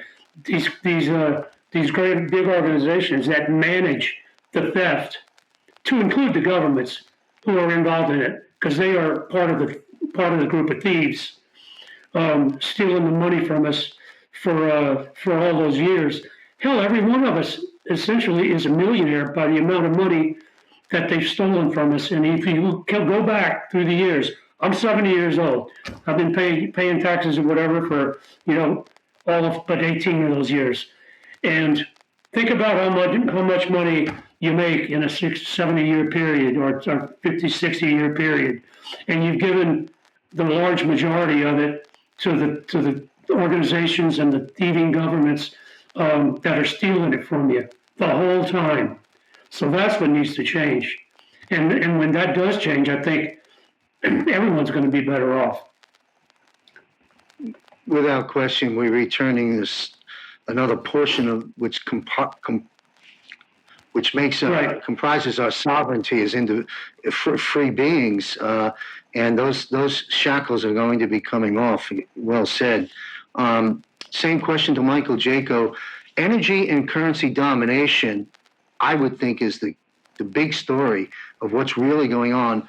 Maybe the only bigger story would be, advanced AI domination. But what's your take on the economy? I know you've been interviewing Juan and some others. You're very up to speed on this. What are your views? Yeah, the bond fraud. I went to that event in Las Vegas, and the reveals were over the top. The property taxes that we're all paying continue to go up, far past what is a normal inflation rate. The assessments are over the top. There's fraud, massive fraud within the assessment of the property taxes, property values, and that's causing a lot of people to lose their homes. And it's a runaway system that's creating more and more fraud. Like everything that's being exposed. The bond fraud is over the top. It's about ready to burst, and when it bursts, we're already seeing the distribution. You see, Warren Buffett started selling his stocks over a year ago. And the Mutual of Omaha, every time that he's done this, it's a harbinger of a major downturn. He's gone to cash more than any time in history. The overvaluations of stocks are at well above 1929 levels. So we're looking at a massive, downturn that's probably going to come, 80-90% correction. I've been saying this for years. I've been saying it's going to be the home values are going to plummet. A lot of places are already seeing a 50% drop in home values throughout the United States. Not everywhere, but just wait. There'll be places, where the overvaluation is like we saw in 2008, 2009. The plummeting of prices that happened during that time frame is going to happen again, but on a more massive level. Now, will there be distribution to the American people? I think that's a high possibility, and we've seen the Vatican gold come back to the United States on a massive level. Major amounts of gold. Same thing from the Philippines. We're seeing a lot of this gold come back to the United States. Why? And it's going to be, the new Treasury note is going to be backed by gold and silver, probably. Is there going to be a way to move money around once everything freezes? I believe so. And we've talked about the energy, the free energy, and movement. The airlines right now, they've been lying to us for a long time about aircraft. If you put the amount of fuel in the wings of an aircraft, it would be like 3 tankers full stacked on those wings. So the energy that's in the air, how the planes fly, we've been lied to about other information. So a lot of the stuff that we've been lied to about energy and so forth are going to be revealed, and that's going to make things a lot easier going forward for a lot of people. Hydrogen energy will be available to probably every home, and very safe, very effective. And some of these hydrogen energies or a nuclear battery, which will last 10,000 years. These technologies are already available to us, and they've been hidden from us for quite some time. So the energy, obviously, is going to make a massive difference. That's a huge burden on a lot of the world's economies. Businesses can't. I was in Pakistan, and in Pakistan, they had like 6 hours of electricity and 6 hours off and then 6 hours back on. The businesses were hammered by that, Think of the productivity loss that was happening during those time frames. It's unbelievable. That could possibly happen, and maybe it's going to start happening very soon in a lot of areas because we're seeing, the oil and so forth not going out. So lots of things will be revealed. I think that we're going to be in an area where, free energies are going to come through. They've been hidden. The people that, had those free energies were killed off. And once it's safe for people to reveal those energies, those, technologies, they'll just come out on a massive scale. And the amount of money that's out there already that's been hidden from us, we're all bonded. we're all worth, millions upon millions and millions of dollars. We're going to get that? I think so. So I think there'll be a jubilee, and then a lot of this money is going to come back to us. Great information. Thank you, Michael. And help is on the way, folks. Be prayerful, plan and prepare, and be patient. Yeah. Derek Johnson. I'm like Colonel Sellers. I'm not an economist. I mean, I do have my master's in business, but just because there's so many frauds out there that like to take my face, I try to steer away from the deep financials. But I do have a little bit. I mean, let's just remember again who's in control. President Trump. President Trump, one of the first things that he ever said in 2017 was follow the money, because as we know, that is what rules the world. And it's been ruling it quite a while. We know about the 1870s. President Trump specifically said from the 1870s to 1913, our nation had more money than we knew what to do with. Well, the deep state knew what to do with it, as we know. And then we have the, Bretton Woods. I mean, then it goes up to the Unified Budget Act, like my friend said out in Colorado, that there's one of those fundamental things that changed America, leaving the gold standard. That's when we really started getting deeper and deeper. The inflation, just deep digging those holes. But I'd like to add too, it's like look at Liberation Day. When President Trump added 45-47 on this ball cap, it was April the 2nd. I had signed the contract to write those books 43 days before that with him at Trump International when he still had the 45 regular on his ball cap. April the 2nd in our United States history is the coinage act of the gold and the silver, April the 2nd, 1792.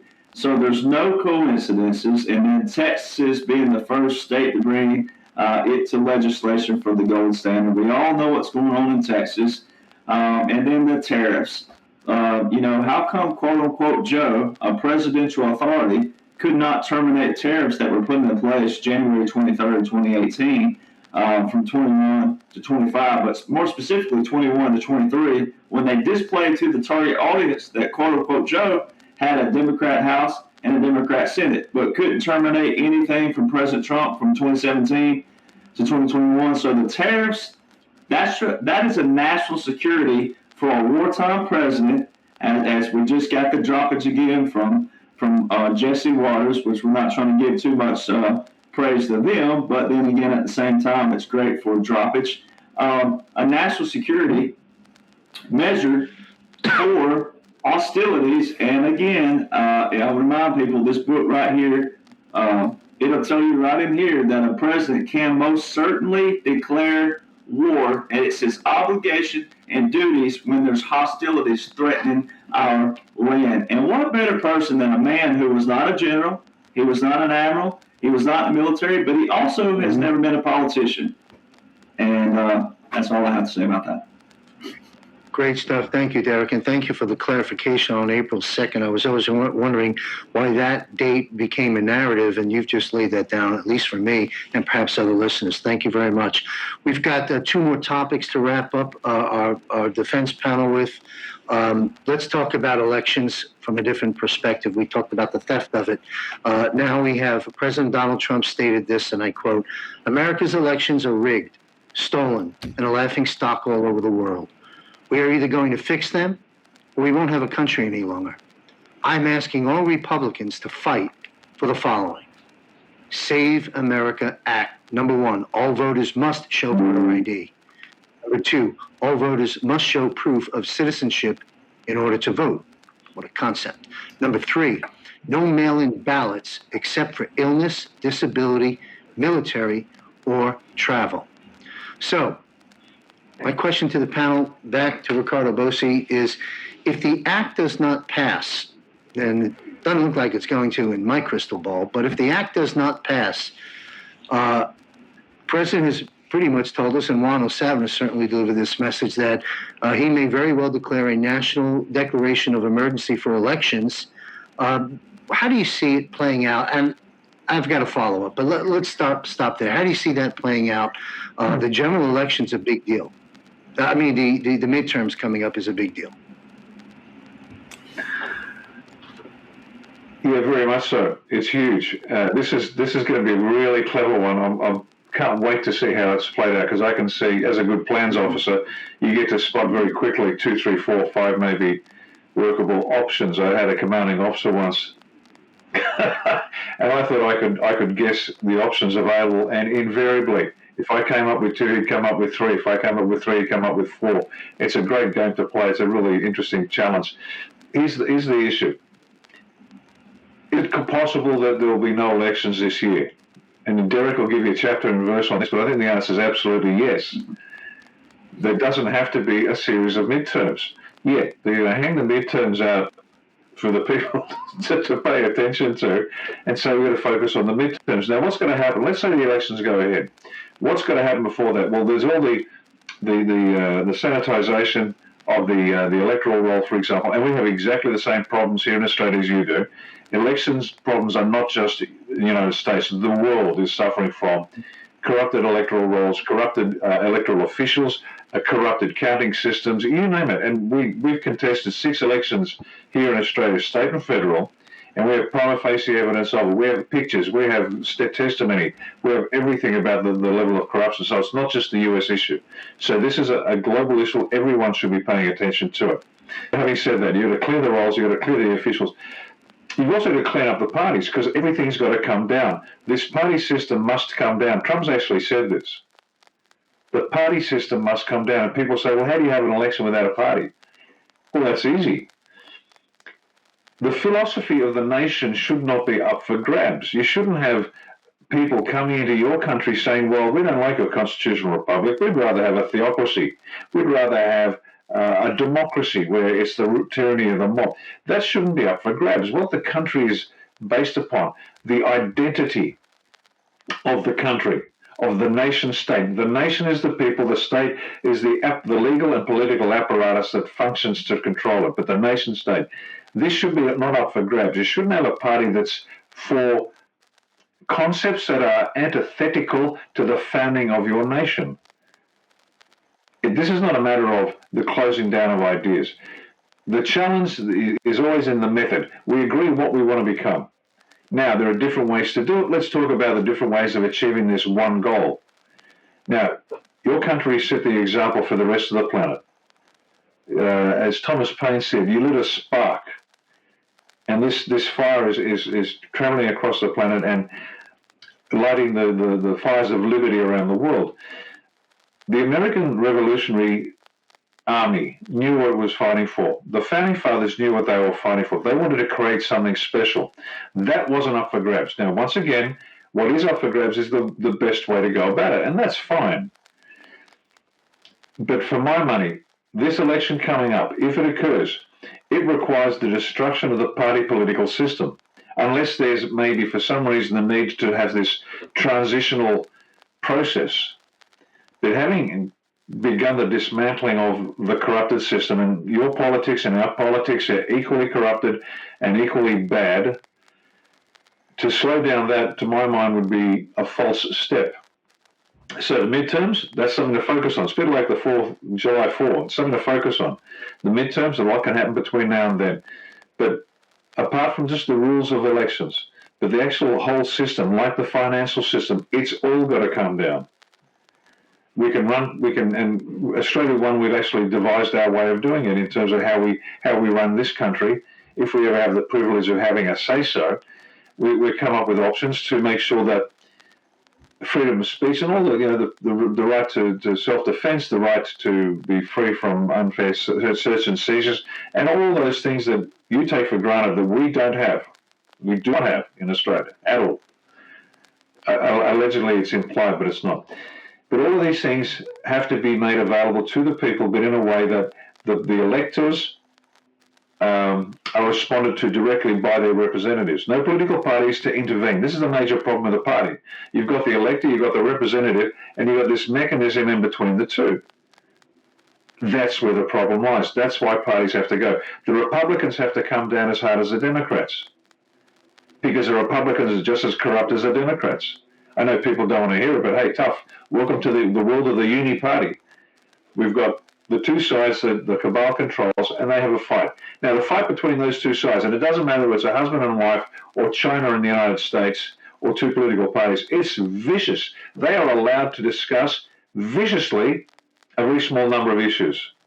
It's called the Overton window. This is what you can talk about. Go hard at it, but you can't talk about anything else.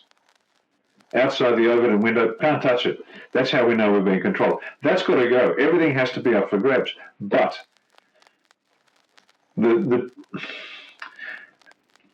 prior to the midterms, again, if I was sitting at the planning table, I'd be enunciating very clearly exactly what it is the hell we're trying to create. What are we voting for? Case in point, tonight, I start the first of a 3-month course, effectively. It's an educative process where we'll be examining what it is that we want to create as an organisation, as a national movement, Australia One. We're not saying that we're doing this for the country on our own and in imposing upon them.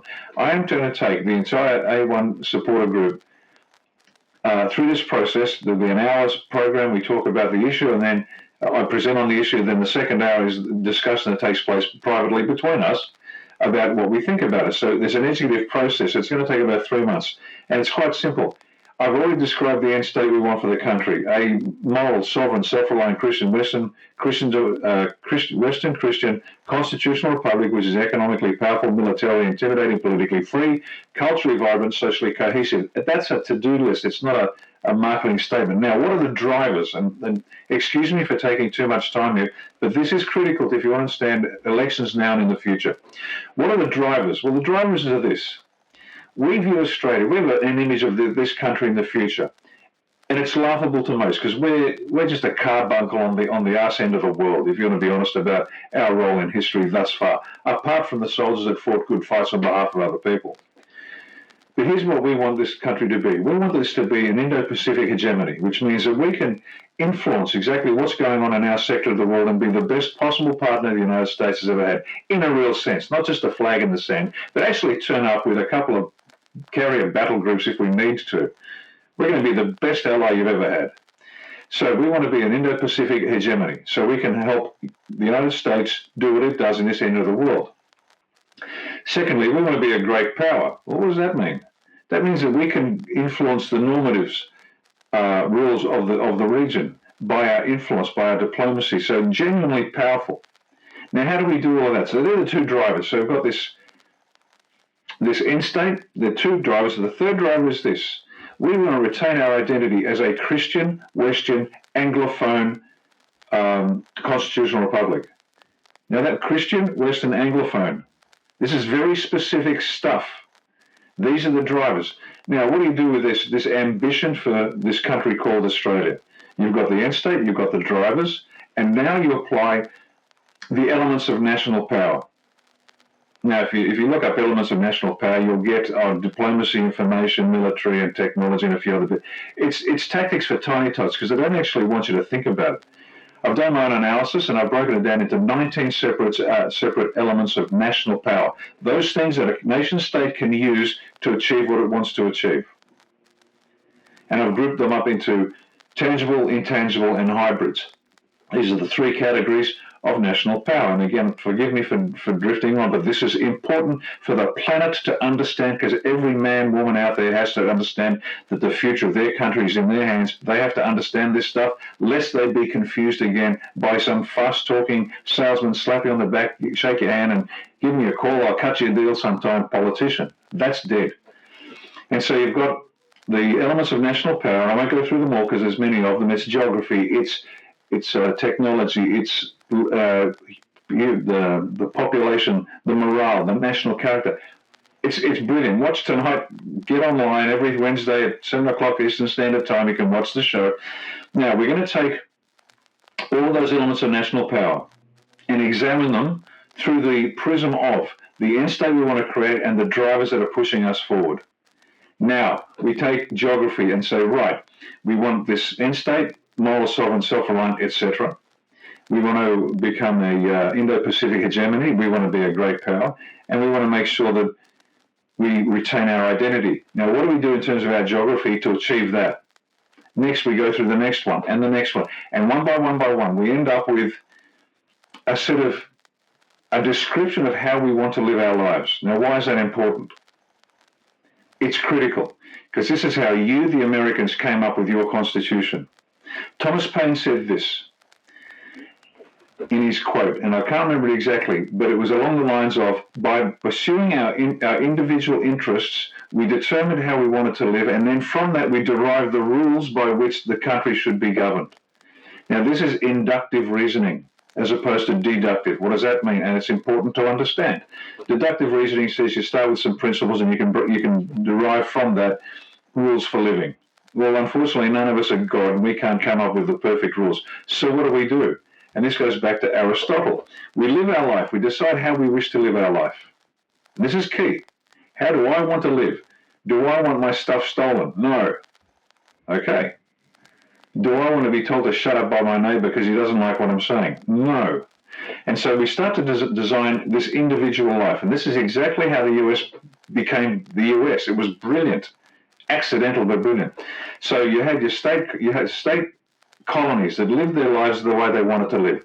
And then they were compelled to come together to create a nation. And then they fought tooth and nail for how they wanted their world to live. And they feared this federal government that was going to usurp the rights that they had fought for, or they derived from how they individually wanted to live, and from that, the rules. That's why the New Englanders and the southern states had great problems, because the New Englanders wanted to live a certain way and the southern states wanted to live a different way, and there was a tension between the two. But this inductive reasoning, that let's pursue our individual interests first, and from that we can derive the overarching philosophies by which we can then set rules. So by taking the Australia One organisation through this process, where we will describe in detail through every element and sub-element of national power, what it is we want from that. What can we do with that element of national power? This is key. What can we do with that element of national power that pursues the end state and meets the needs of the drivers? And what we end up with is a series of policy approaches, policy objectives. Now, when you then cobble those policy objectives together, and then you can examine that and write a constitution that protects everything that we want to do. It protects the way we wish to live. And this inductive process then becomes a constitution, and the constitution will now set the rules of the game. And so people can't come in and say, well, no, that's called blasphemy and you can't talk about that. Go fuck yourself. This is Australia. We believe in free speech. You can say what you like, and if you're offended, tough. And it's constitutional law. You can't change it unless you change the Constitution, and that's going to be bloody hard to do, as it should be. So, again, thank you for indulging me, John. I know I probably burned up more time than you wanted. But if I can leave one thing with the people of the planet today, this is it. We're starting this process in Australia. I've designed it myself. I've come up with the definitions myself. Am I right? No, but I'm just starting the discussion. Now, what we hope is others will come up and challenge us, because steel sharpens steel. So we've got to start with something. Now, are we going to end up with a constitutional republic of Australia? I don't know. It doesn't really matter. Going through the process of designing it and becoming informed and intelligently capable of contributing to discussion, that's the foundation of the freedom of this country going into the future, regardless of what happens. Now, personally, I'd love a constitutional republic. Is it going to happen? I don't know. It's not going to happen next week because we can't do it. You've heard me say that 100 times. Is it going to happen in 10, 20, 50 years? Maybe. I'll be long dead. No, actually, no, I'm going to hang around for another 100. Medbeds, I'm going to make sure this job gets done. I don't trust anybody else to finish the job. But you get my drift here. We've got to start this. Yep. We've got to start the process. We've got to get people educated and informed. And I'll just finish on this. How many times have you heard, I hate politics and I hate politicians? Well, congratulations, you've consigned yourself to a life of slavery, because it is the most consequential responsibility you have as an adult in a free world to decide the functions of the state. That's all politics is, the exercise of power on behalf of the nation, which is the people. So, ladies and gentlemen, learn to love politics, learn to love politicians, because you are one with your no you know it or not, it's on you to do the job. So I'm sorry, that was a very long discussion, and thank you for indulging me. But of all the things I've probably said on all the shows I've done with you, John, this is probably the most important for the future of the country. And we're driving this forward in Australia. And if people want to follow us or not, that's up to them. But it certainly behoves every man and woman out there that wants to live a free life in their own country to get this process started in your own life, in your own country. And then once you have an informed and educated and morally courageous people, to paraphrase your founding fathers, then we have a chance of actually winning this war. The deep breath of knowledge and brilliance of Ricardo Bossi. Thank you, sir. How can people all around this world, and particularly our friends in Australia, follow you and your work? As I said, we're recording this today. Today's Wednesday, the 29th. The first episode starts tonight, and it's called Foundations. It's on at 7 p.m. Eastern Standard Time, Sydney time. That'll be up every Wednesday for the next. In fact, as I developed this program, it extends. Initially, it was a 10-part series, and now we're up to potentially 12. But the development occurs as we go. But certainly every night, starting from Wednesday at 1900 hours, 7 p.m. Sydney time, watch it. There'll be an hour's. It's a bit like university. You got an hour's instruction from the lecturer, and then we have a tutorial after. The second hour is only open to A1 people by invitation. We'll have an hour's tutorial effectively. They have a week to think about it, and then next Wednesday we'll have the second episode. And then the first episode next week is geography. I'm starting with the tangibles. It's easier for people to understand tangible things like geography. Proximity to. Anyway, you get the drift. So yeah, every night, every Wednesday, 7 o'clock, Sydney time, plug in for 1 hour's show. And please, ladies and gentlemen, go to our website, copy everything you want. We're all a bunch of volunteers. None of us are paid for this, but this is how we're going to save our country. And please take everything you want from our website. Take everything that we produce on our shows, including particularly this series called The Rebirth of a Great Nation. Take that and use it for yourselves, and start educating your people. Thank you. And to our viewers, jmcbroadcasting.com, upper left on the navigation bar, the word contributors, all of the panel speakers and others, biographies and links to their platforms in the world is there. Please do follow everyone. Thank you, Ricardo Bossi. A couple of quick comments. Parties have to go. I like that. And 72 nations, we've come to learn, have had their elections manipulated, quite frankly, stolen. And we're going to get ours right, and then we're going to help the rest of the world get theirs right. And so is Ricardo Bossi. Thank you for that. And I can't wait to get to Derek to comment on something you mentioned a moment ago, Ricardo, that being, will we even vote come the general election? I'd love to hear what Derek has to say. And we're going to go to Colonel Sells. And Colonel Sells, did I abruptly interrupt you before or not allow you to finish? If so, I apologize. No. You didn't. That's fine. Listening to the way Ricardo just described that to me, it was almost like a flashback to 1775 and the group of people that were putting us together as a country. That's exactly the way I see it. And that was before we created our own political class of career politicians that basically destroyed everything that was it was meant to stand for, that the country is meant to stand for, which is what we have to get back to. And I think back in 24, just 2 years ago, the people actually put their foot down and said what they wanted more than any time in my lifetime, at least that I've seen. And they wanted to be away from the bullshit, have a good man in office who had common sense, not a politician, not a politician, and they answered the call, and he won in a landslide. And the Democrats, and I hate to use Democrat and Republican, the ones that were pissed off that the people voice won that election in 24, have been working from the day of that election, the day after that election, to make sure that it doesn't go our way again this time. And you know that they're busting their ass trying to make sure that the people's voice isn't heard in this next election. If we can't guarantee the election integrity in these midterms, then I fully believe we should not have these elections. Because until we can guarantee it, and it's going to probably take a census, and it's going to have to be an honest census where illegals are not counted, this is a big deal. And if we can't get that done, what's the point? We've given it away. So, yeah, my bottom line is I would rather not have an election this fall if we can't guarantee that it's going to be at least mostly honest. You're right, and hook, line, and sinker with our commander-in-chief and president from the post I read kicking this question off. We don't have a country without free and fair elections, so you Agreed. absolutely. Michael, Jaco, let's take this topic on.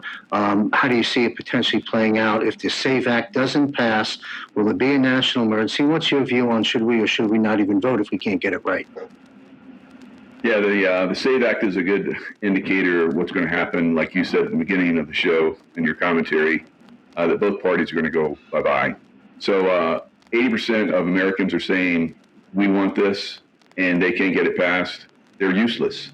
They're useless to America, and they have to go. So whether all of them get voted out in another election or what happens, I agree with Lieutenant Colonel Sellers that we should not have an election unless it can be absolutely guaranteed. Now, if we were to have an election, unfortunately, we would see an uprising like we have never seen before in this country. So we cannot have an election that's compromised, which I think at this point it is. It's going to be. So we have to have some kind of massive, push back on this fraud that's been. We're exposing it throughout, the government and all areas in the press and so forth. The enemy of the people, like Donald Trump has been saying, is the Democrat Party. He says the enemy of the people, not the enemy, but the I can't remember what he said about the press, but he said close to that, the enemy of the people is the press too. So. We're going to see both of those, get reformed. I mean, if people are watching us, which they're doing on more and more basis. You're getting great numbers, John. This is the press. We've seen the press in a lot of different areas have been compromised by a lot of people that claim to be MAGA, and now they're being exposed. So we'll see a huge pushback on a lot of this stuff. So. Press, being reformed, political parties being obliterated, completely removed, and something better in its place, where everyone, has the opportunity to run for office. That's the way it should be. If you have a good stance, you have good information, you should, be allowed to, go to the top. Whereas now, if you don't have, people in your back pocket that are funding you and making sure that you get in there, you're selected, not elected, then we're never going to see this country go further. And we have to set the example, like Lieutenant Colonel Ricardo Bosi was saying, we're going to see America get it right and then help the world. But Australia may be the one that does it. Who knows? All right, let's set the example. So I think this will happen in a lot of different countries. We'll start to help each other out. But there is absolutely no way that this is going to have. We're going to have election in the midterms if it's not. We don't see absolute proof that it's not going to be compromised. Music to my ears. Thank you, Michael. And you mentioned about our traffic and such. I'll state this here and now. First off, thank you to my core team of 6. Total team of 10 that helps us get our content out. And thanks to you, all you gentlemen, and all the other contributors and guests that I interview on our platform. We have third-party analytics fresh from last month. We've catapulted now to 14 million collective views a month for our content, over 200,000 followers on our collective platform, social platforms, and over 300,000 monthly visits to our site. And I thank you, gentlemen, and I thank everyone listening for sharing the truth as these gentlemen, and we know it to be, because the truth will set us free. Thank you all very much. Derek, if you wouldn't mind, your views on on Will We Vote, National Emergency Act. What's your take on this? And then we're going to close out with central casting and the correspondent dinner. Well, first and foremost, I want to thank Lieutenant Colonel Bosey for dropping the F-bomb there, because I go across the country and people are like, man, can you tone it down just a little bit? And I'm like, actually, I can't. And I just told someone yesterday that if any of these guys right here, and I say guys reluctantly, I have so much admiration for all these. Of course, I've been in person with Jaco a lot and Colonel Sellers, and looking forward to the day with Lieutenant Colonel Bosey. But I just told someone literally yesterday that any one of these gentlemen right here were to get called back into a command, I'll be the first one that they'd say, hey, run through this brick wall. I'm probably going to try it. So, I appreciate that. But the first thing I tell people is like, look, the military government is an application. It's not a philosophy. It's not an ideology. So that is absolutely a fact what's going on right now, military government. All right. So the 2018 executive order with the national emergency by President Trump for election interference, it is still open and active. Now, what gives you that? I don't like the word hope, because we all know what that hopium word means, but what shows the application of it is the fact that if the target audience thinks and thought that quote unquote Joe Biden was real from 21 to 2025, then by integrity purposes, if you're going to be against something, then you need to be against it. But you need to know why you're against it, and you need to know all the laws and orders of that. Because an executive order with a national emergency for election interference is a big deal because of the enforcement of that. And that's your National Guard at the polls 2018, 2020, 22, and 2024. And so why else would they be there in 22 and 24? So they show these visuals to people. Now, that's where people will have to go absolutely study, put everything else aside for a moment, and study what is a military government, what is a military occupation, what is a military operation, government exile, shadow government, puppet government, etc. Because that's all been confirmed by President Trump, validated. October 2024, 9 days before the election, he said, we are an occupied country. We will soon no longer be an occupied country. The Great Liberation begins in 9 days, which would have been November the 5th, 2024. He said the Great Restoration begins January the 20th. Occupied territory is the actual proper term for it in the Law of War Manual. And then restoration, those are nothing but Law of War Manual terms and the law of land warfare. Now, the law of war supersedes the Constitution, the law of the land. And this is written and it's supported by the Constitution. And it goes back to what Colonel Sellers was saying there. I get chill bumps every time I think about it. About our founders, though, and then Lieutenant Colonel Bosey mentioned it too about our founders, but 29 of 30 primary founders of the United States of America were military men. So when you go to look at Thomas Jefferson, you look at James Madison, you look at Alexander Hamilton, and you look at John Jay, four men wrote our whole premises that we're standing on right now. Those four men wrote the Declaration of Independence, the Constitution, the Federalist Papers, and the Bill of Rights. All right, and you got to go get in their mindset. You got to get in their philosophies, like the Federalist Papers. Those were promotion papers of the Constitution. And that's what they sent around to people saying, hey, this is why you should adopt the Constitution. And this is why I tell people, don't use the Constitution as your crutch. Because if I'm going to be slain, I can whoop your ass with the Constitution. It's a prescription. It's when people go read the Constitution, it's just a prescription. It says Congress will do this and Congress will do that and this do that. It's the prescription. All right, Abraham Lincoln said specifically the Declaration is way more important than the Constitution, because the Declaration is what tells us, hey, we're in a long train of abuses.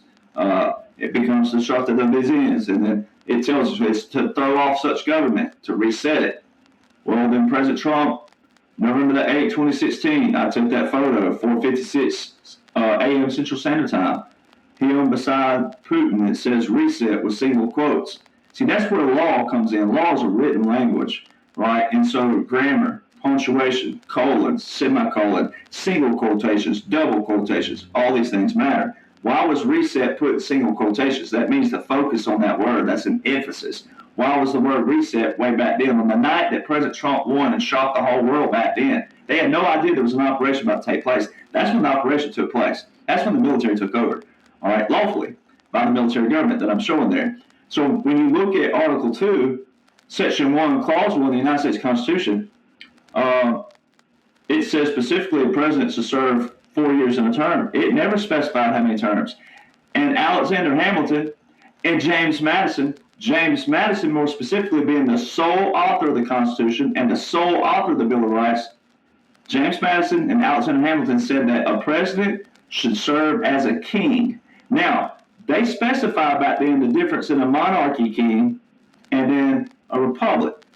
They said specifically that as long as the people wanted to vote in the president, that should be power to the people. And see, when they set up our foundation and they set up our three branches of government, they set those co-equal to each other, meaning the legislative branch and the executive and the judicial are all equal. So if one got out of balance, then the other two would balance out the one, or if two got out of balance, the other one should be heavily. They're co-equal, all right, and they're separate. Well, we the people, we vote in the legislative branch, we vote in the executive branch. The executive nominates the judicial, the Senate confirms the judicial. All right, so when the judicial is not doing the power of the people, the will of the people, all right, what the president is doing that the people voted in and the people voted in that Congress, when the judiciary is not doing the power and the will of the people, that is Marbury versus Madison, 1803. It means it's null and void. The judiciary is not supposed to overrule any of that. So see, these elections that we're talking about, now all this is going to happen. This is President Trump's legacy. Now, every bit of it's his legacy, but this is one of his key fundamental policies. This is his key thing because, as he says, if we don't fix this, then we don't have a country. Now, that's for the target audience. That's not for people who are following here and all those wonderful viewers that you have. That's for the target audience. But the awake people, they should already know that portion right there. So, will we not? The military government is the application right now, and until we see the laws change around that, we're in a partial continuity government. We're in a partial military government because the day before President Trump took the oath, January 20th, 2025, quote-unquote Joe on paper, it was shown a partial revocation of the Executive Order 13961, which was the continuity of government. All right, and this has all been validated. But why would quote-unquote Joe wait to the last 24-hour day of a presidency to partially revoke a continuity government? That wouldn't make sense. All right, now follow up President Trump, December the 2nd, 2025, just this past December. He put out the post. He said, all executive actions by Joe Biden are hereby terminated. But he went on to specify a Latin term in no legal effect. In Latin, that means void ab initio. That means never existed. All right, so there's your Marbury versus Madison, and in a whole other kind of context, that's the application of the military government. So, what everybody's watching, I think that's why they have to use something like the emergency alert system, but in a good manner. Look, people are not going to react to nuclear. They may react to financial, but I don't know. That's why I don't ever comment on that. But I think if you use the emergency alert somehow in a unique kind of strategy way, strategic, tactical, with the irregular, unconventional warfare, and then you bring in all these characters, which is going to channel into the next segment really well, the central casting. I was telling a friend today that when you have so many players that are playing this game theory, right, to take down the swamp all over the world, not just the United States of America, when you have this, there's so many athletes, there's so many actors and actresses and military and secret military and people, like me getting called back in my little spot that I got to do and be a part of this, Jaco, everybody here.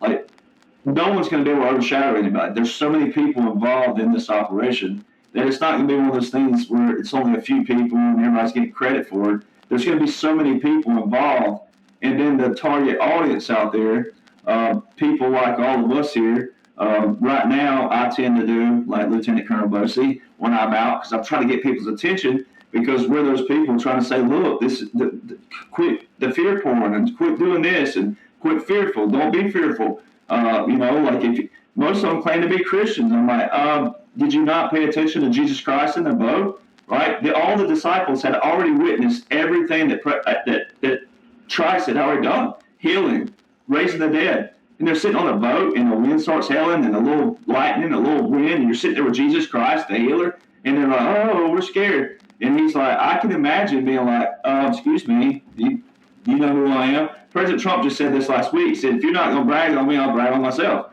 right? Well, somebody has to be that says, hey, I know what's going on. This is what's going on.